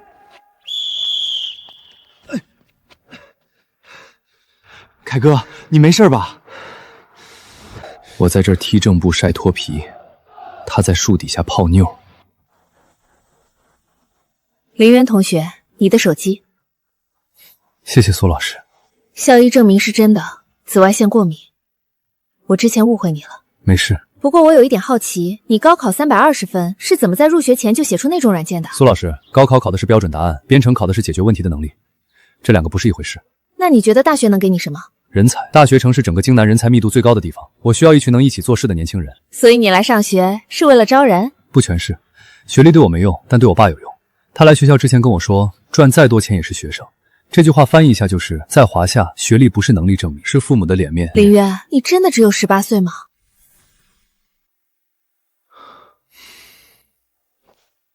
你看什么呢？这么入神？你过来看看这个，流水280万，净利润90%，这是什么项目？一个 SaaS 软件，叫宝淘商家管家，给宝淘卖家用的后台管理系统，云端多客服、订单同步、库存管理。这种软件市面上不是有很多吗？它的客服系统延迟0.3秒，比市面上最快的竞品快6倍，订单同步零延迟，库存同步零差错，上线1个月，付费用户2万，退款率不到2%。创始人什么背景？林渊，18岁，京南财经大学大一新生，公司4个人，注册在科创中心一个小办公室里。18岁，大一新生？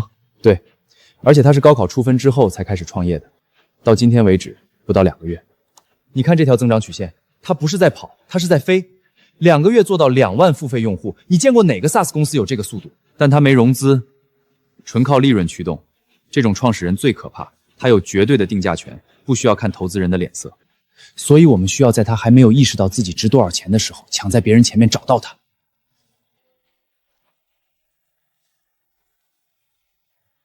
阿里也盯上他了。你怎么知道？阿里商家工具部门上周突然宣布技术升级，之前已经沉寂了1年半，能让他们有这种反应的只有一种可能，他们看到了一个比他们更好的东西。你是说阿里内部已经知道了 LY 科技的存在？不是知道，是重视。阿里在杭州，离京南高铁2个小时，如果他们先到，摩天就出局了。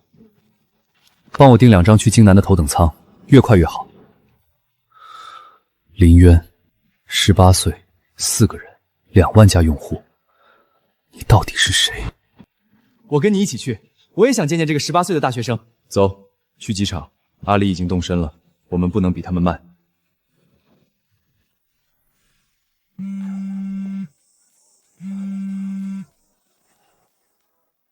韩姐，什么事？林总，你现在能回公司吗？我在军训，走不开。有2拨人同时到了公司，都要见你。一波说他们是阿里投资部的，从杭州过来的；另一波是摩天资本，从京北飞来的，领头的是个叫 Kevin 的合伙人。2拨人同时到，前后脚差了不到10分钟。阿里的人在 A 会议室，摩天的人在 B 会议室，现在张雅和刘晓文正在给他们倒水。林总，怎么办？稳住他们。就说我在学校，军训结束立刻赶回去，不要让2边知道对方的存在。明白。但那2个会议室就隔一面墙，我怕他们上洗手间的时候撞上。撞上就撞上，撞上了更好。我照你说的做。哟，大老板又在谈生意呢。2拨人找你，骗子公司找上门了吧？林渊，你装什么大老板？你那小作坊骗得了别人，骗不了我。还阿里，你怎么不说比尔盖茨来找你？凯哥，他刚才说阿里那个阿里，听他吹吧。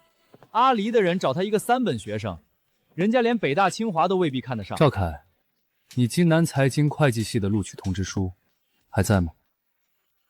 在。怎么了？好好收着。4年后你会拿着它去面试，然后发现面试你的人是红山学院的毕业生。哥，公司真来人了。小点声。阿离和摩天同时到，阿离想要的是产品，摩天想要的是股权，一个出价，一个抬价。我要做的是让他们互相成为对方的压力。林总 ，A 会议室是阿离的李远李总 ，B 会议室是摩天的 Kevin， 我安排他们各喝了2杯茶。哪边先到？阿离早了10分钟。好。你就是林总。李总，久等了。我在阿离干了12年，见过无数创业者，不到20岁的你是第一个。林总，我直说，阿离看中了你的宝淘商家管家，尤其是云端多客服的架构，我们出3000万全资收购。3000万全资收购。李总，你觉得我这款产品值多少钱？3000万已经是很有诚意的价格了。你公司成立不到2个月，员工不到10个人。我的 SaaS 架构值30亿。30亿，林总，这个数字……李总，你从杭州飞过来，不是因为觉得我们值3000万，是因为你知道，如果我们继续独立发展，2年后你花30亿都买不到。林总，你今年多大来着？18。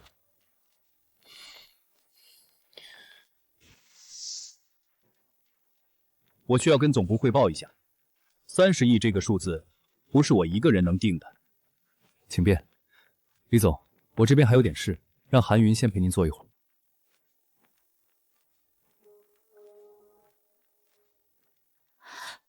林总，你真开30亿？阿离不是来做生意的，是来消灭竞争对手的。3000万买一个未来可能颠覆他们的产品，这笔账他们自己会算。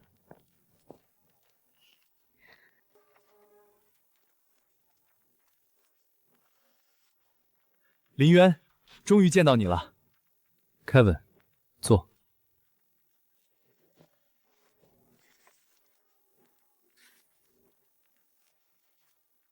你的产品我看过了，云端多客服，延迟0.3秒，全球范围内我没见过第二能在这个量级做到这个响应速度的。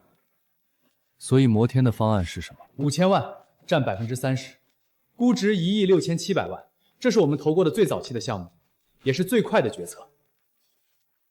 Kevin， 5000万，30%，你觉得我来上学是为了什么？说实话，我查过你的背景，高考320分，3本院校。如果你愿意，这笔钱够你退学直接全职创业。所以你是在劝我退学？我在劝你做你注定要做的事。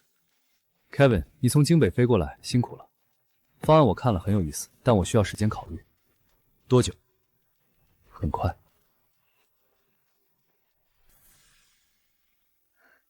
校长，您找我。这个 LY 科技的创始人林渊，是不是你们院的新生？是，红山学院电子商务专业，入学不到1个月。你知不知道他的公司月流水多少？我不太清楚。苏老师，你这个辅导员怎么当的？开学的时候，他伪造病历请假逃军训，我还当众没收过他的手机。没收手机？好啊，全华夏第一个被辅导员没收手机的企业家，就在咱们红山学院。你知不知道现在全国多少财经记者在查林渊是谁？如果他们发现这个被阿离和摩天同时追逐的天才少年，在他辅导员眼里就是个逃军训的刺头。联系林渊，告诉他学校的态度。另外，下次他要请假不用亲自来，打个电话就行。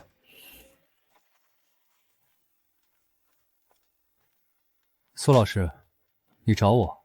林渊，你的军训免训手续批下来了。另外，学校特批，你可以不限制出入时间，创业需要随时可以回公司，不用请假。谢谢苏老师。你之前为什么不告诉我？告诉你什么？你的公司，阿离和摩天抢着投你，月流水300万。苏老师，开学第1天你跟我说，军训期间禁止使用手机。那部手机，你当时是不是在？再看公司后台数据，月流水320万，林渊，你下次要回公司直接走，不用跟我打招呼。好。林渊，高考320分，是不是也是你装的？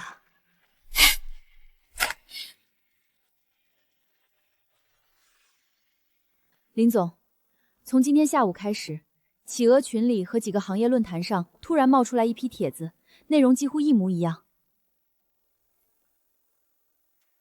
哥，你看这个发帖人的 IP 全集中在同一个号段，这是有人组织的水军。不是水军，是周乾坤。周乾坤，一联软件那个，他不是正在接受调查吗？垂死挣扎的毒蛇最危险。哥，你啥意思？周乾坤现在的处境是，公司被查封只是时间问题。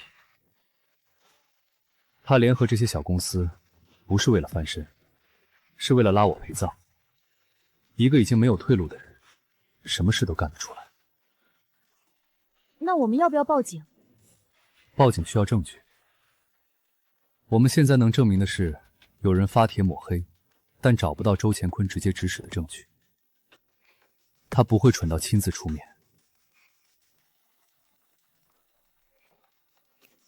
胖子，给陈峰打电话，让他组织100个义乌商家联名写一封感谢信。感谢信？这时候写感谢信？周乾坤靠水军造谣，我靠真实用户说话。100个真实商家的联名感谢信，比1万条水军评论更有分量。再加上真实的交易数据和利润增长截图，不需要自证清白，只需要把事实摆出来。对，另外，我亲自录一段软件操作演示视频。哥，这玩意儿真能行？能减少屏幕反光，站好了别晃。各位好，我是 LY 科技的创始人林渊。针对近期网络上关于宝淘商家管家的不实言论，我录制这段视频，公开展示软件的完整功能和真实数据。云端多客服系统当前同时在线绘画数3217，服务器响应延迟0.28秒。哥，评论区的画风变了，刚才还在骂的，现在全在说卧槽，这操作也太丝滑了，原来真有这么牛。之前骂的人脸疼不？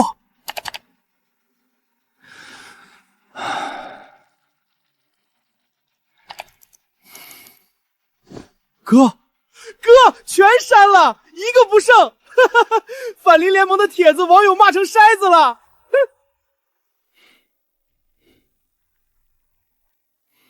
韩姐，帮我查一下周乾坤那几家小公司的软件评价。已经查过了，从昨天晚上开始，他们的评论区里全是网友刷的差评，内容跟之前抹黑我们的一模一样，一字不差。以其人之道还治其人之身，不是我们做的，是网友自发，这就是互联网。哥，你说这些水军现在什么心情？不重要，重要的是周乾坤知道我们已经不是2个月前那个4个人挤一间毛坯房的小公司了。你有水军，我有用户；你有钱，我有产品；你有人脉，我有数据。周乾坤，这一局你拿什么跟我玩？那几家小公司呢？之前说好一起搞林渊的，现在全没声音了。周总，我今天来就是想跟你说这件事。那几家已经撤了。撤了？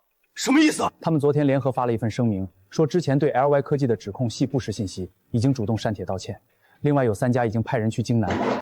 这帮白眼狼，当初求着跟我结盟，现在看到姓林的势头好了就倒戈。周总，冷静，现在的局面不是跟林渊较劲的时候，以后还有翻盘的机会。我在这行混了20年，被一个18岁的毛孩子打成了这样。林总，您看一下这个。好，我看一下。Kevin， 林总，我跟总部通了3个小时的电话，新的方案8000万25%，估值3.2亿。林总，8000万25%，这是摩天在 A 轮投过的最高估值。你要不要跟阿里那边比一下？我知道他们还在等你答复。Kevin， 你和阿里都不是我想要的，我要的不是钱，是能在移动端帮我布局的合作伙伴。你有吗？2009年 iPhone 已经出了3代，安卓刚发布，5年之内智能白色 iPhone 3G 的出货量会超过 PC， 到时候所有的电商管理软件都得从 PC 端搬到移动端，谁先做谁就赢。林总，你给我3天时间，我跟总部再谈一轮。好。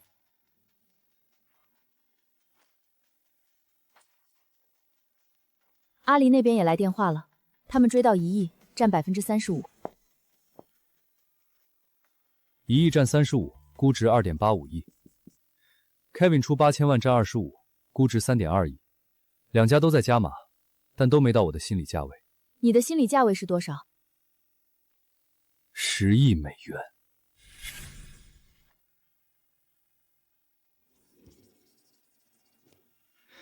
韩姐，你知道为什么阿里和摩天都在抢着投我们吗？因为我们的产品好，数据漂亮。这是表面，深层原因是他们看到了电商 SS 的爆发拐点。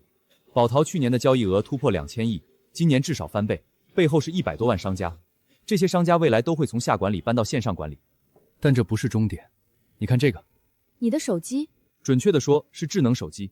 iPhone 去年卖了超过1000万台，安卓手机今年出货量预计突破5000万。韩姐，你知道这意味什么吗？移动端会取代 PC？ 不是取代，是颠覆。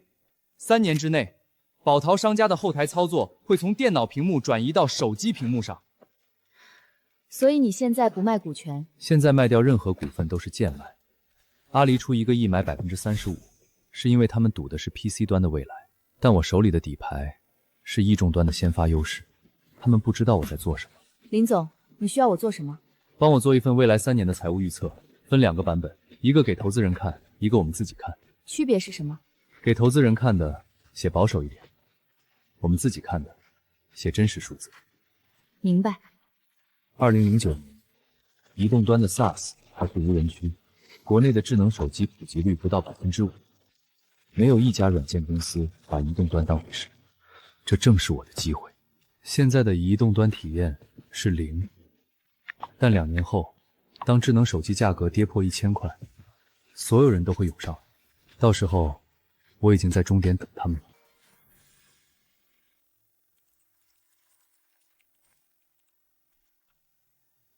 你找谁？我找能做移动端开发的人 ，iOS 或者安卓，有实际项目经验最好。你是 HR， 看着不像啊。你多大？18，我是 LY 科技的创始人。LY 科技，那个被阿里追着投的 SaaS 公司。对，你要做什么项目？移动端电商 SaaS。这个架构，你是打算用原生开发还是跨平台框架 ？iOS 用 Optic-Code 原生，安卓用 Java 原生，跨平台框架太慢，体验也不行。你一个人写了全部后台？对。你开多少薪资？月薪8000，转正12000，外加项目估权。我叫程序，研2做过2个 iOS 项目，我加入。我叫孟一凡，研1写过安卓应用，也加入。我叫周阳，研2主攻后端和数据库，但你后端都写完了，我就做线端适配吧，我也加入。合同在这里，签了之后，明天到紫金科创中心报到。林总，出事了！义乌和广州同时冒出来一家公司，叫天网软件，也在做电商 SS。他们上周开始大规模的推，策略就4个字：首年免费。我让兄弟们去探了他们的产品，技术底子不弱。云端多客服延迟能做到0.5秒，比我们差一点，但免费这个杀招太狠了。青岩留村已经有10几个商户开始2家同时用，想看看哪家更好再决定付费。许冠清，这个人是真有2把刷子的。硅谷回来的，那怎么跑深圳去搞小公司了？被风投拉回来的。天网背后有资本推手，打法一看就是硅谷模式，先免费抢市场，把竞争对手熬死之后再提价。这不是周乾坤那种传统软件商的手段，是互联网公司的标准打法。老大，现在怎么办？这次不一样。哥，啥不一样？周乾坤用的是下三滥的手段 ，DDoS 攻击、拉电闸、刷差评，那些手段能恶心人，但伤不到我们的根基。这是我创业以来第一次遇到真正的对手，不是降维打击，是正面对决。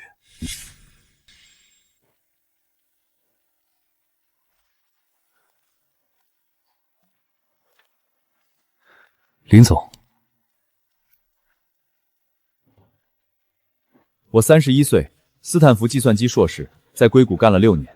回国之后，听说我的竞争对手是个18岁的大一新人，第一反应是不信。现在信了？信了。你的云端多客服架构，我让许冠清逆向分析，他说写出这个架构的人技术水平至少在硅谷一线。林总，我直说了 ，SAS 这条赛道，电商商家管理这个细分领域，容不下2家头部公司。我们要么打到你死我活，要么合并。合并可以，谁合并谁？天网背后有红杉和 IDG 的联合注资 ，A 轮融了2000万美金，团队里有3个斯坦福校友 ，CTO 是前谷歌工程师。我们的产品首年免费，现有付费用户是你的3倍。林总，从实力对比来看，答案应该很明显。你说了这么多优势，但有一个数字你没提，退款率。你的产品首年免费，退款率应该很低才对。但我查过了，天网的用户留存率不到40%，免费拉来的用户，1年之后有多少愿意付费？留存率可以通过产品迭代提升，只要市场份额够大，盈利是迟早的事儿。那是硅谷的逻辑，华夏市场不一样。华夏商家对价格极度敏感，免费的时候涌进来，收费的时候全跑光。你用资本的钱补贴免费策略，烧的是投资人的钱；我用利润驱动增长，赚的是客户的钱。你说这2种模式，哪一种更持久？林总，你比我想象的难对付得多。斯坦福商学院的谈判课教过一个原则，永远不要被对方的年龄迷惑。所以合并方案是什么？天网收购 LY 科技，全股票交易，你占合并后公司15%的股份，担任联合创始人兼 CTO， 我任 CEO。方总，你的方案我听到了，我的方案是合并可以，我任 CEO， 你任 COO， 股权按实际估值比例分配，或者我们换一个更简单的方案，各凭本事，看谁先倒下。林总，你确定要打？不是我要打，是你在义乌打响第1枪的时候，这场仗就已经开始了。林渊，你今年18岁，我18岁的时候还在斯坦福的图书馆里为期末考试熬夜，你已经坐在我对面跟我谈并购了。说实话，我很佩服你。但商场不是考场，方总，你从硅谷带回来的是技术和资本。我从这个市场里长出来的是活法，我们之间的区别不在于谁更聪明，在于谁更怕输。方总 ，LY 科技今早发的公告，你看过了吗？看了。鹰眼系统，开放平台 ，API 接口公开。林渊这小子在下一盘大棋，我们还在跟他在价格维度上战斗，他直接换了一个战场。开放平台，这不是针对我们，这是他早就规划好的战略路径。价格战只是他拖延时间的幌子。2个月前他公司才成立，那时候我还在硅谷办离职手续。方总，有一句话我不知道该不该说。说，我们一直在追他的产品，但他好像从来不在我们的赛道上跑。我们做价格，他做生态；我们做功能，他做平台。我们盯着他的现在，他盯着我们的未来。红松那边的2期融资什么时候到账？最快还要2个月。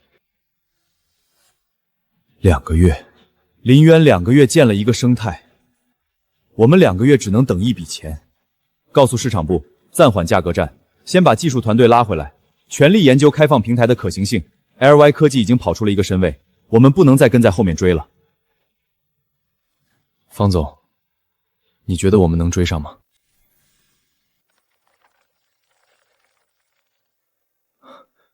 林总，123个注册开发者，已经提交了46个插件，这个速度，我在学校实验室写个课程项目都要2周，这些人1天不到就交活了。因为我把 API 文档写得足够清楚，开发者不需要理解底层架构，只需要按照接口规范调用数据，就像搭积木，我已经把底座和框架搭好了，他们只需要往上加模块。哥，你快看，宝淘服务市场，咱们的插件专区被挤爆了。我操，我才3天没登录，这软件变成这样了。之前用天网免费版，功能就那几个。今天试了一下 LY 的插件，光一个智能定价就值回99块。我装了个自动催评插件，今天1天追回来23个好评，服了，真的服了。刚从隔壁天网过来，那边的客服跟我说他们也在做生态。我说你们先上线再说吧，人家 LY 已经能用了。林总，今天新增付费用户470个，是上周单日平均的3倍，退款率降到了0.8%，创了新低。老大，你那个公告发出去之后，我今天在青岩留村开地推会，本来只约了20个意向客户，结果现场来了70多个，座位不够，有人在门口站着听。老大，你知道吗？之前被天网免费拉走的那17个客户，今天全回来了。他们说天网免费是便宜，但功能太单一了，连个自动催返都没有。你的插件专区一上线，他们当天就把天网卸了。陈峰，你嗓子怎么了？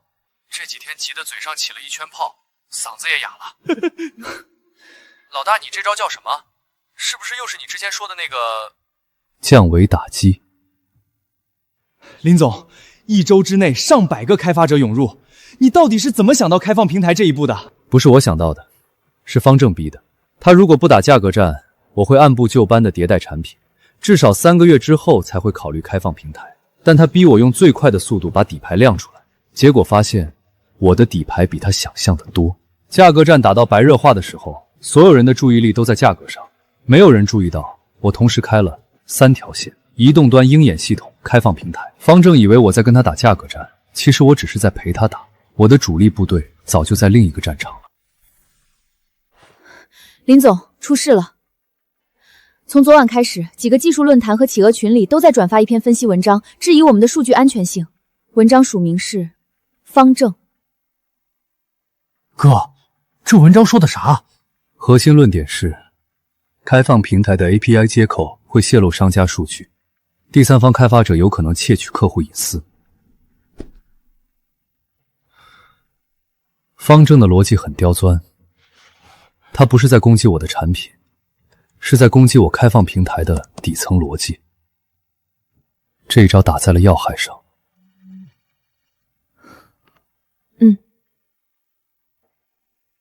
林总，深圳的代理商打电话来说，3个客户看了那篇文章之后暂停了续费流程，说要观察一下。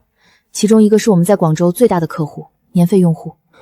老大，义乌这边有5个客户发消息问我，说天网那边的人拿着文章截图来找他们，说我们的软件有后门，有一个客户已经申请退款了。哥，要不要也发一篇文章反驳他？不行。方正的目的不是证明我技术不行，是要让我陷入自证清白的陷阱。你越解释，客户越觉得你有问题。方正这一招确实高明，他没有攻击我的代码，他攻击的是信任，一个18岁创业者最薄弱的环节。他用自己在硅谷积累的技术公信力做背书，让不懂技术的客户产生怀疑。这不是技术战，是心理战。韩云，帮我联系第三方数据安全审定机构，不是国内的，是国际顶级的。我要对 LY 科技的服务器架构做一次公开的、全面的安全审计。国际顶级的，成本至少10几万美金。值得。方正要打信任牌，我就用国际公认的权威机构来背书。他不是在论坛上发帖质疑我吗？我不需要回帖反驳，我只需要把安永或者普莫永大的安全审计报告挂到官网上。哥，你不是说不上他的套吗？我没有上他的套。他发技术文章质疑我，是想让我跟他打口水仗，让围观群众看热闹。但我不回帖，我出一份国际审计报告。他的帖子再长，能比一份4大会计师事务所的安全审计报告更权威吗？林总，我这就去联系。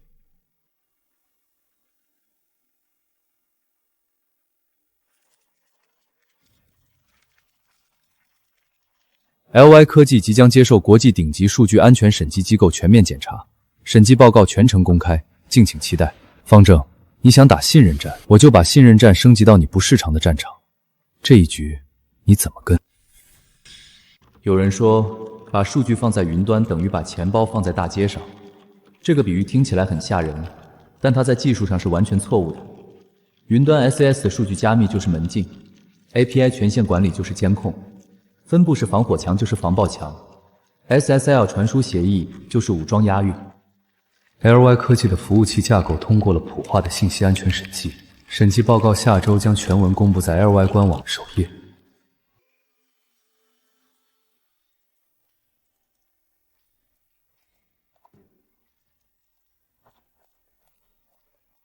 林总，审计报告初稿出来了，核心结论8个字：架构安全，权限可控。哥，方正在论坛上那篇文章被管理员沉底了，评论区里全是骂他蹭热度的。不是管理员沉的，是用户举报太多，系统自动沉的。方正的抹黑文章没有毁掉 LY 的信任，反而给了我们一个机会，让更多人看到我们真正的技术实力。企业版套餐月费999元，包含全部高级插件、专属客户成功经理、1对1数据分析报告、优先技术支持。韩姐，这个专属客户成功经理是什么东西？每个企业版客户配一个专职顾问，每月上门拜访一次，帮客户分析后台数据，提供运营优化建议。这是我们跟天网最大的区别，他们卖的是软件，我们卖的是服务。企业版上线第一天签了多少？16家，全部是年付，加上之前提前预约的42家，今天一天签约58家，客单价9999，一天签了57万。哇！57万一天！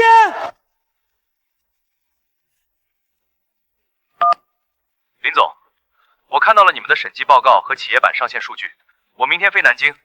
这次我带了一份新的交易文件。Kevin， 这是你第3次来南京了。这一次不一样。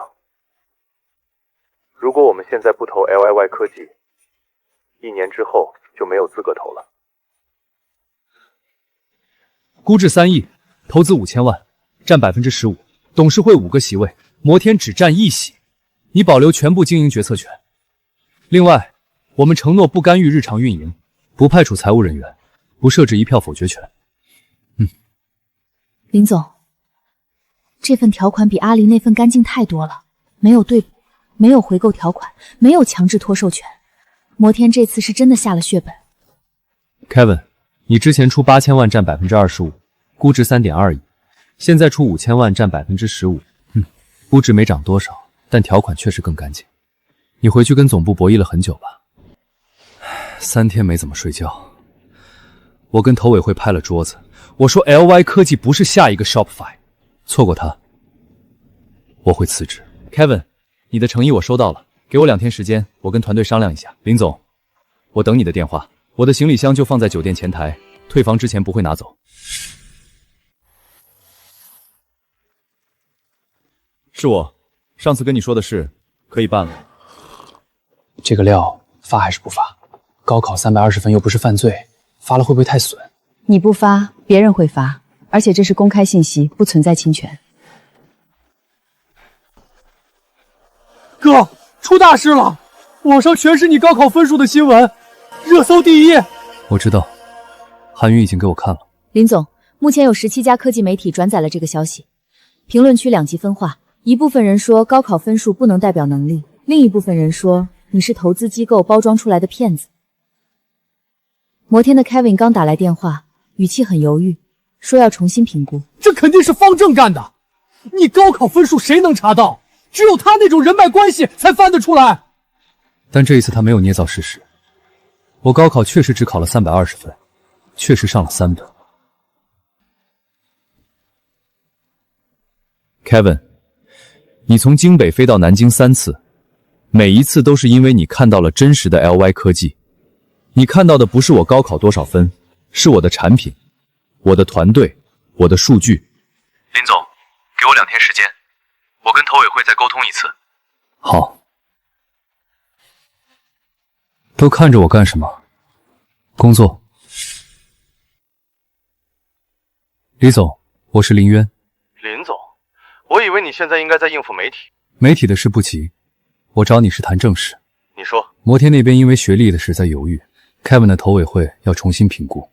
我跟你说实话，我现在需要一家不纠结我高考多少分的投资方。林总，你的意思是？如果阿里能在24小时之内完成签约，我给你最优条件，估值5个亿，8000万，15%，和摩天的方案一样干净的条款，不设对赌，不派主财务，董事会席位只占1席，不干预经营。但有一个前提，明天中午之前，合同必须签完。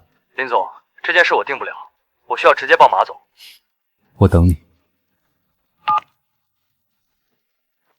方正，你以为把我的学历曝光给摩天，摩天就会退出？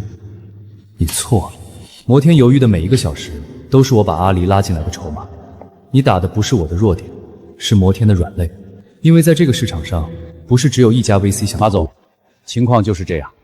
林渊刚才来电话说，摩天因为学历问题在犹豫。他给我们的条件是5亿估值，8000万占15%，24小时内签，高考320分。是。我们阿离招人看不看学历？看。但我们投人看不看学历？我自己也不是名校毕业，当年高考数学还考过个位数。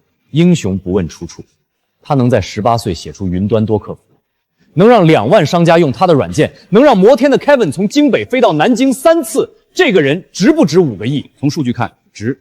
月流水破500万，净利润接近300万，退款率不到1%。普化的安全审计报告也是干净的。那就签。学历那张纸能比他写出来的代码更值钱吗？告诉林渊，不用等24小时，今天下午就签。林总，怎么样？李总，马总亲自批了，今天下午签合同。下午见。韩云，下午准备一份 term sheet， 阿里的人会带合同过来，估值5亿，8000万，15%。5亿？阿离同意了？同意了。林总，你不是说让子弹飞一会儿吗？这子弹怎么飞到阿离那边去了？方正的子弹打中了摩天，我顺手把它弹到了阿离手里。方正，你以为学历是我的软肋，但你没有算到，摩天犹豫的那一刻，就是我拿回主动权的那一刻。你要回我的融资，我借你的手换了一家更强的。林总，估值5亿，投资8000万，占比15%。董事会5个席位，阿离占1席，不设对赌，不干预经营，不派出财务人员，这是马总特批的。林总，马总让我带句话，他说英雄不问出处，他自己高考数学也不及格。替我谢谢马总。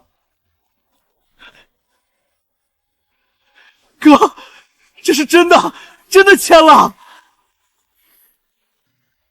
别拍了，发公告。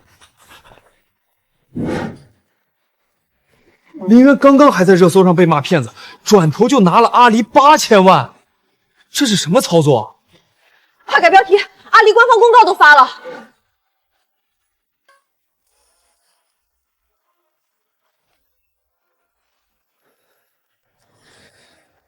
我飞了3次南京，3次。帮我订回京北的机票，最早的航班。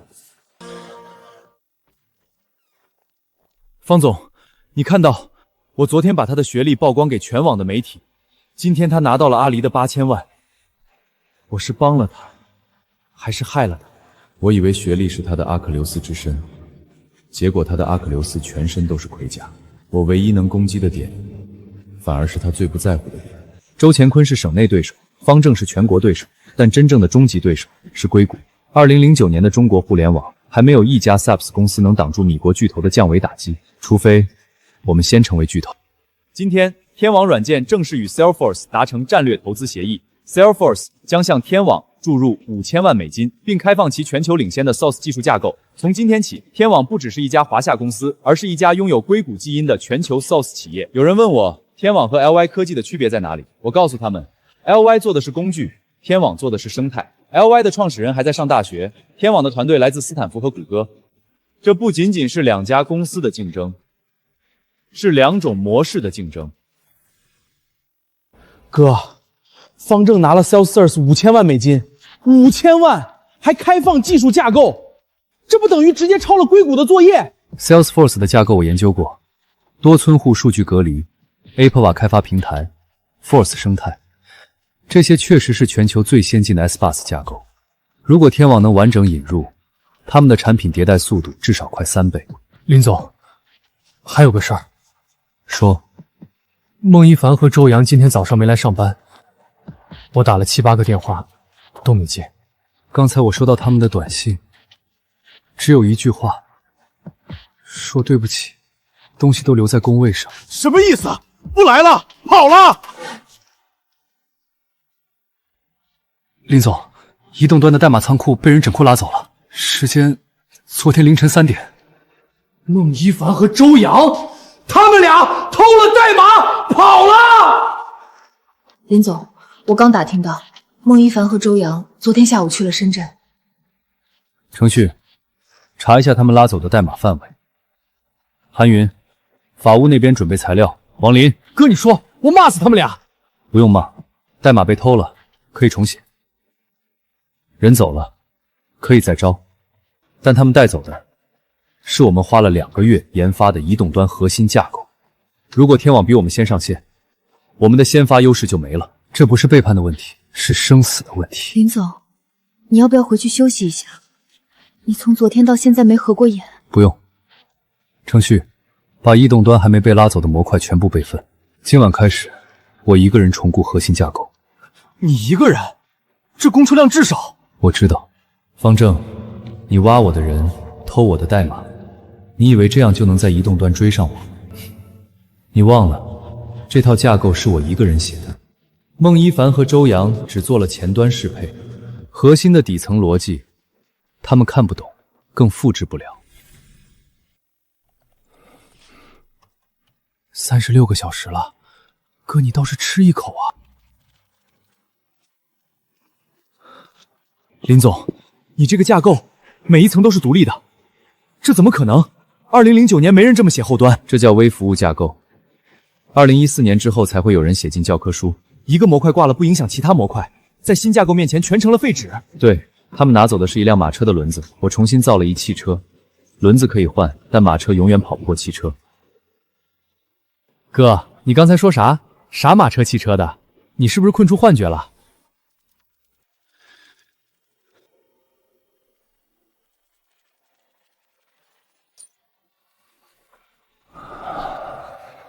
程序，上线。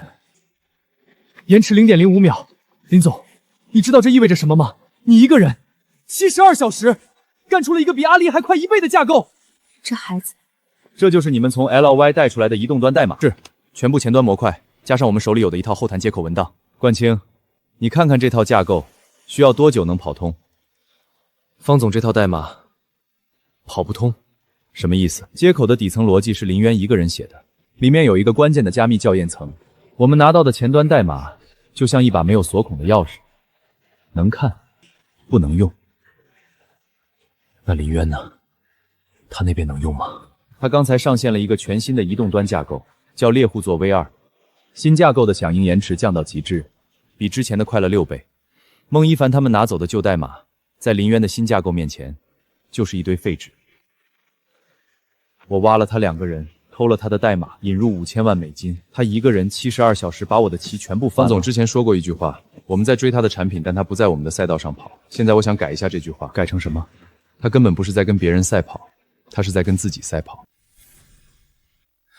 林总，你让我查的天网义乌地推数据，我让兄弟们蹲了1个星期，结果在这儿。这2000多个账号，最后登录时间全是同一天。注册之后再也没有上线过。不止，我让兄弟们按上面的手机号挨个打过去，一半是空号，3成接了电话说从没开过网店，6成2是假的。方正拿这个数据给 Salesforce 看，说自己有多少万免费用户。哥，这不就是刷单吗？咱们农场管家时期，那时山寨店也这么干过，比刷单还狠。山寨店刷的是好评，天网刷的是用户量。Salesforce 投了5000万美金，要是知道自己买的是一堆假数据。陈峰，你把所有证据整理成一份报告，空号清单、电话录音、红包转账记录、地推人员口述全部归档。行，整理完之后怎么办？发到网上曝光？不，发给 Salesforce。直接发给 Salesforce， 他们不是方正的靠山吗？正因为是方正的靠山，发到网上，天网可以公关，可以说被竞争对手恶意抹黑，但直接发给 Salesforce 中国区总裁，自己人查自己人，才是最狠的。方正，你用 Salesforce 的钱打价格战，用假数据撑估值，你以为资本是你的武器？不，资本是双刃剑，你能用它砍我，我也能用它砍你。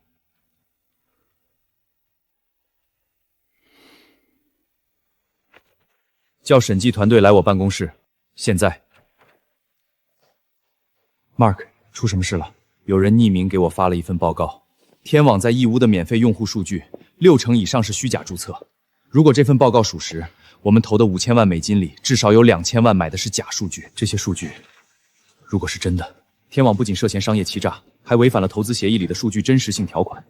我们可以启动回购程序，派人去义乌实地核查，3天之内给我一份完整的审计报告，我亲自带队，明天一早就走。方总 ，Salesforce 总部已经批准了对天网的专项审计，审计团队3天后会到深圳，需要你提供近3个月所有用户注册数据、活跃度报表、地推费用明细。在审计完成之前，第2期投资款暂停支付。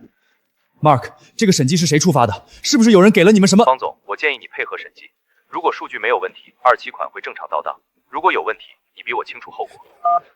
林渊，一定是林渊，他把义乌的数据直接发给了 Mark。方总 ，Salesforce 的审计团队一旦进场，我们在义乌和广州的地推数据全都会被翻出来，6%的水分瞒不住。那就赶在审计之前把数据补上，让地推团队把所有号重新激活。来不及了。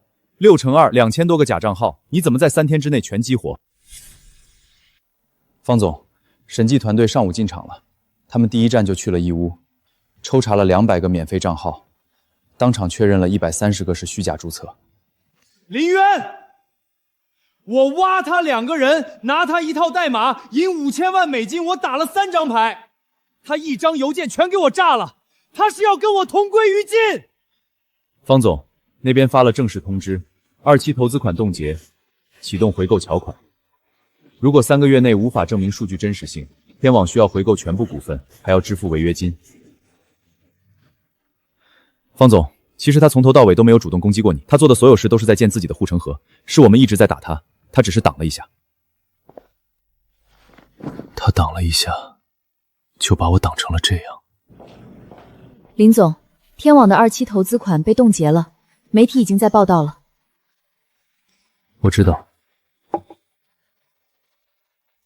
林总，你要邀请方正加入 LY， 他偷了你的代码，挖了你的人，抹黑过你的产品，还把你的学历捅给全网媒体，你确定？韩姐，你知道我最敬佩的创业者是谁吗？谁？那些能在战场上活下来的人。他输不是因为他笨，是因为他选了硅谷模式来打本土市场。如果他能用我的打法，加上他的经验和人脉， LY 科技的 CTO 位置没有比他更合适的人。当然，他大概率不会接受。那你为什么还要发？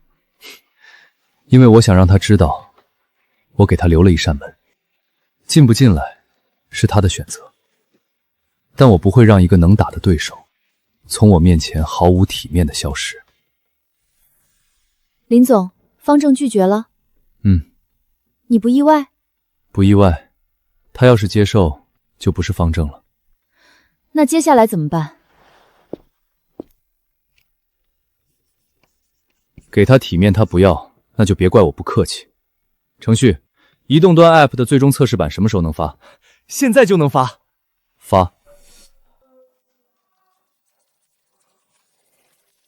哥，这数字是不是坏了？没坏，商家群里有人在自发传播。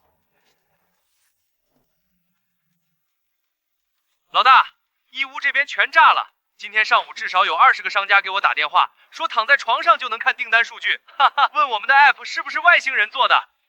10万，哥，10万下载量，第一天10个小时。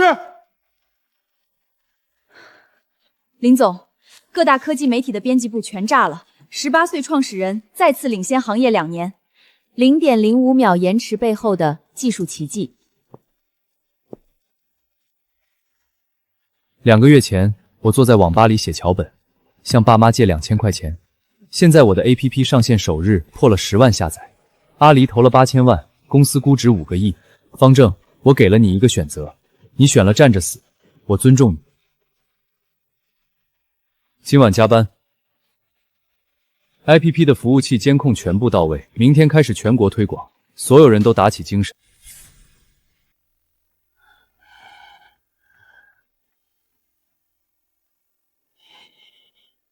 老林，你烟灰掉裤子上了。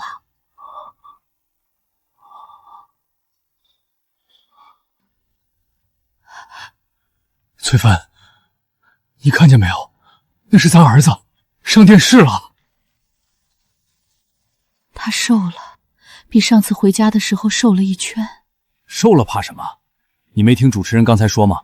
他的公司现在值10个亿。10个亿是多少？比你们厂……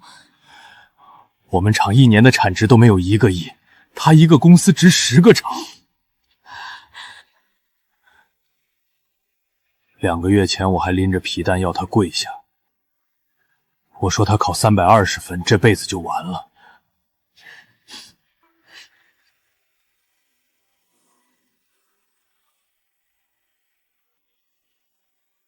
哥，你上电视了，我们班群里全在转你的照片。班主任刚才在群里说你是我们学校的骄傲。看到了，拍得帅不帅？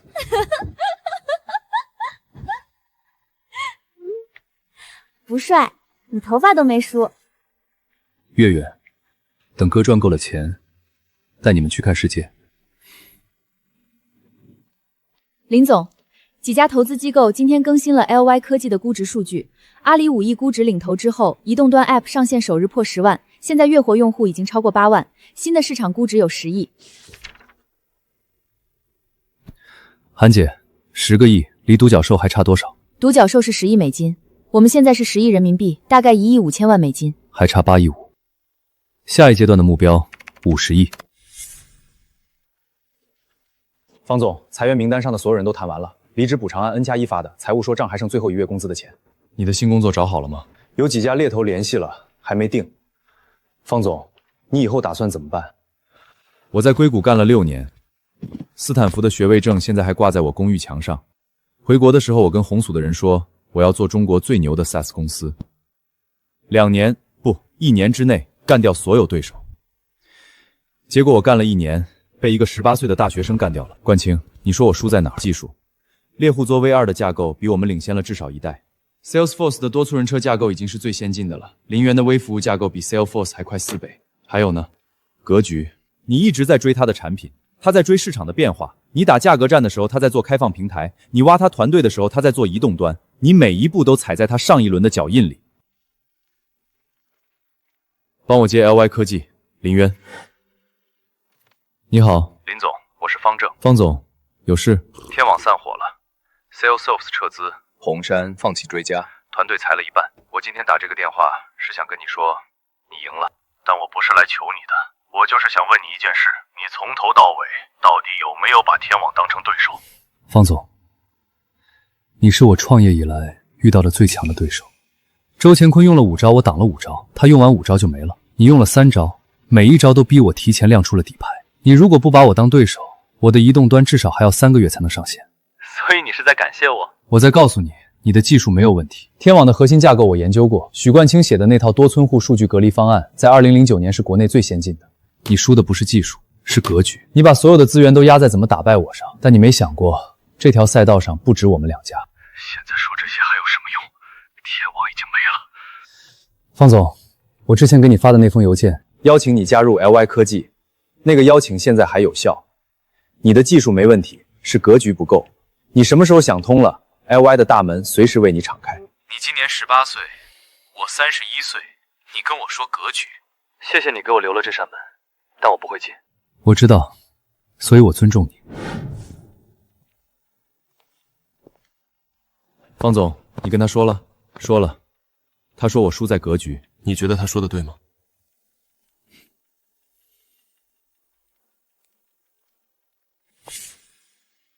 林总，最新数据，付费用户突破2万，月流水破1000万，退款率降到5%。天网退出之后，我们市场份额全部翻倍。陈峰正在组建2个大区团队。林总，今天上午宝淘服务市场那边打了电话，问我们要不要谈合作。哥，他们之前不是还防着我们吗？之前防是因为他们觉得我们有威胁，现在主动合作是因为发现防不住了。林总，接下来我们的战略方向是什么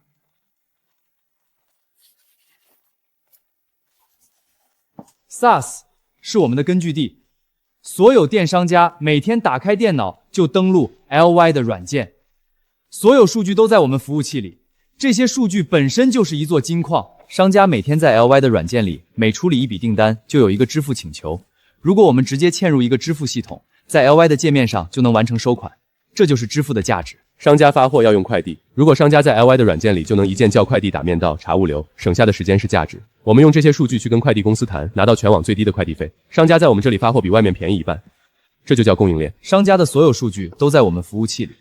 如果我们成立一个金融服务公司，给商家提供小额供应链贷款，商家贷到款扩大生意，我们赚利息，这就叫供应链金融。哥，支付、物流、供应链金融，你这是要把阿里的活全干了？不冲突，但这3个新业务的根基全是 SaaS， 因为我们有商家最真实的数据，这些数据其他平台也有，但他们不敢随便用，因为他们自己也是裁判，我们是独立的第三方，这才是我们最大的护城河。林总，这3个业务任何一个单独拿出来都是1000亿级的市场，你要同时做。不是我同时做，是把地基打好，让业务自己长出来。现在我们的 SaaS 地基已经够牢了，接下来要做的就是在这个地基上盖楼。天网倒下了，但这条赛道上的真正大鱼还在后面。阿里看到了我的数据入口，摩天看到了我的增长曲线，方正输给了我的架构，但没有人看到我手里的最后一张底牌。这些商家数据不是成本，是资产。2年后，当所有人都还在 S 赛道上抢用户的时候，我已经在支付、物流、供应链、金融3条赛道上同时起跑了。哥，我当初在网吧里给你递可乐的时候，你说你要赚第一桶金，现在你跟我说要干阿丽的活儿，那是因为第一桶金不够花。走了，去吃饭，今晚我请客。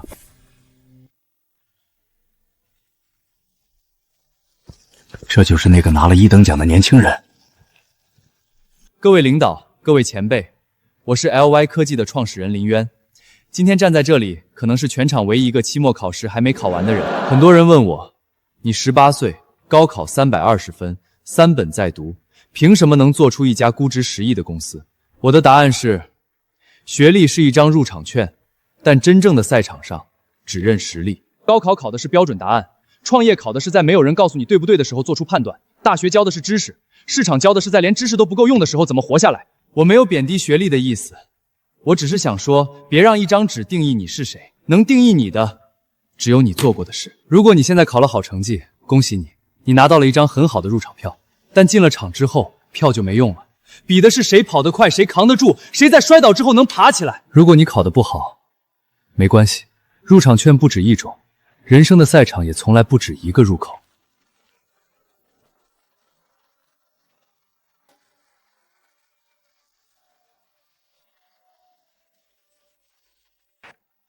是我在省大会堂。对，刚听完他的发言，他的原话：学历是入场券，赛场上只认实力。18岁，3本，创业4个月，估值10亿。刚才全场企业家为他起立鼓掌，你帮我安排一下，我要见他，越快越好。林渊，有意思。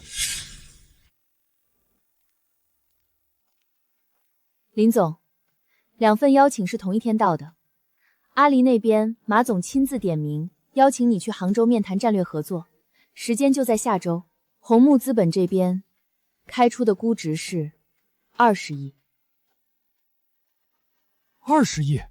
上次阿里投的时候还是5亿，这才过了1个月。一度端上线之后，月活破了8万，月流水破1000万。红木的条款非常激进。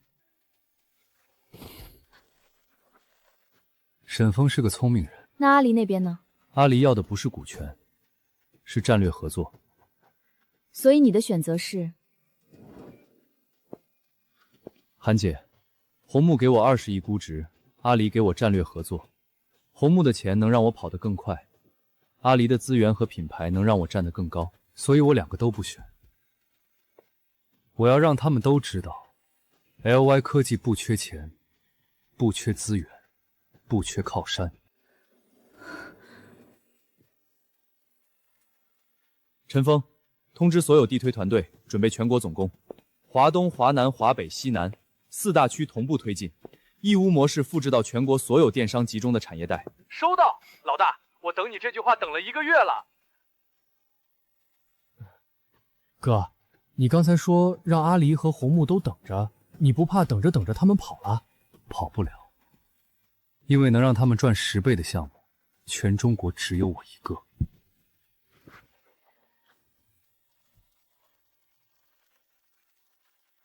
沈峰开20亿，马总邀我去杭州，但他们都忽略了一件事： LY 科技账上还躺着阿离的8000万，月流水刚破1000万，自己造血完全够用，我不需要求任何人。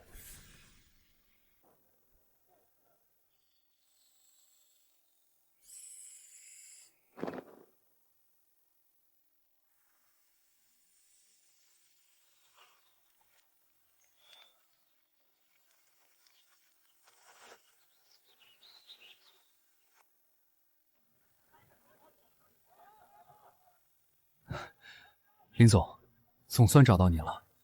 您电话一直打不通，我们从京北飞过来，专程来学校找您。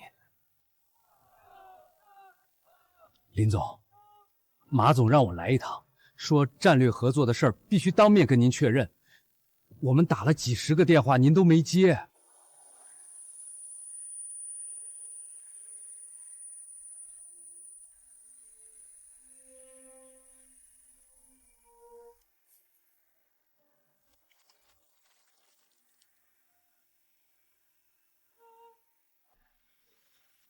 电话没电了，有事去公司谈。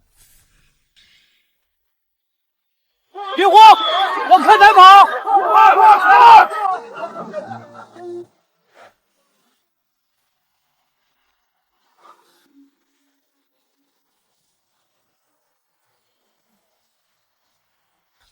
林总，摩天院出资5000万，只拿15%股份，跟上次的条款一样干净，不设对赌，不派主财务，董事会席位只占1席，不干预经营。只要您签字，资金立刻过账。Kevin， 你从京北飞过来几次了？4次，算上这次4次。4次，你每一次来，估值都在涨。第一次你出5000万占30%，估值1.6亿；第二次你出8000万占25%，估值3.2亿；第三次你出5000万占15%，估值3.33亿。这一次5000万，连我未来一个子项目都不够。Kevin， 摩天跟不上我的速度了。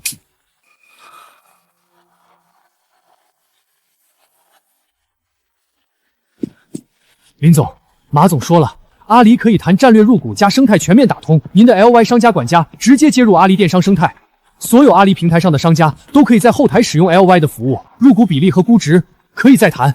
回公司谈。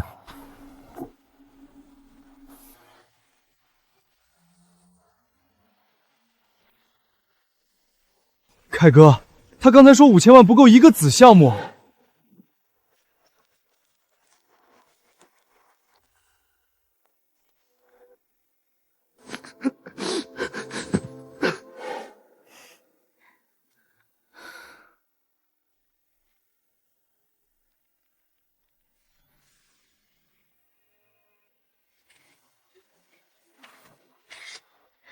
终于走到这一步了。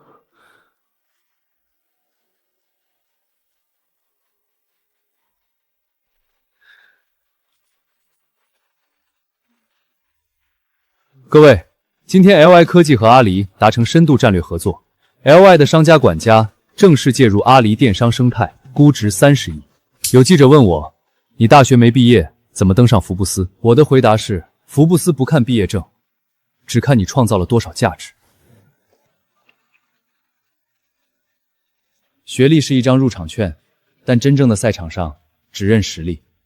3个月前，我站在高考出分的教室里，手里攥着一张320分的成绩单。今天站在这里，我想告诉所有跟我一样在考场上失利过的人，别让一张纸定义你是谁，能定义你的只有你做过的事。3个月前，我们还在发他的高考叔叔热搜，现在他站在阿离签约台上说福布斯不看毕业证，而且他说的对，我们当时发的每一条标题，现在都成了他故事里的背景板。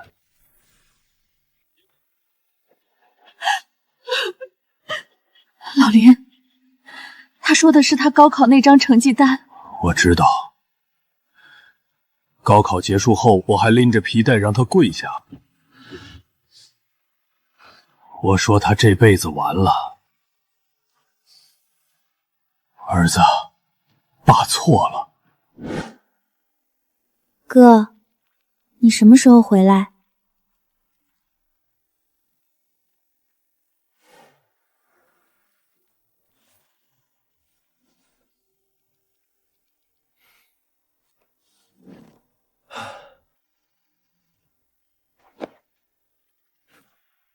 你点赞是什么意思？就是你以为的那个意思。CTO 的位置还给你留着，来不来？我来。明天到京南，机票我让韩云给你订。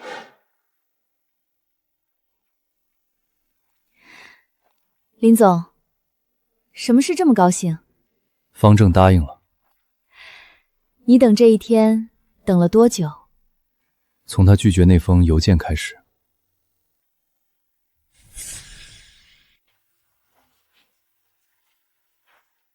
欢迎入职，我是安保总监王林，有任何安全问题随时找我。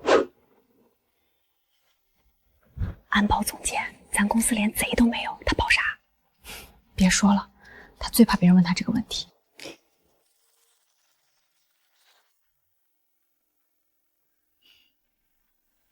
林总，上个月的流水报表出来了，月流水突破1200万，付费用户逼近4万高关，移动端 App 月活突破15万。陈峰那边刚签下了华南最大的3个电商产业带。方正那边怎么样？许冠清和程序上午刚对接完，猎户座 V2 的接口文档已经全部开放给方正团队。方总在隔壁会议室里跟他们开了3个小时的架构讨论会，正在拍桌子吵架。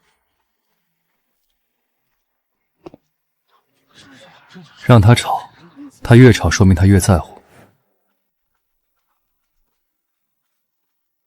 月月，给你转的学费收到了吗？收到了，哥，咱们搬新家了，你看。老大，全国地推数据出来了，华东区新签3700家，华南区2900，华北和西南加起来刚破5000，全国付费用户马上破10万。知道了，下周带各区域负责人回京南开会。智能手机时代要来了，阿里的电商只是第一步，接下来5年，移动支付、本地生活、社交电商、短视频，每一个赛道都是万亿级的战场。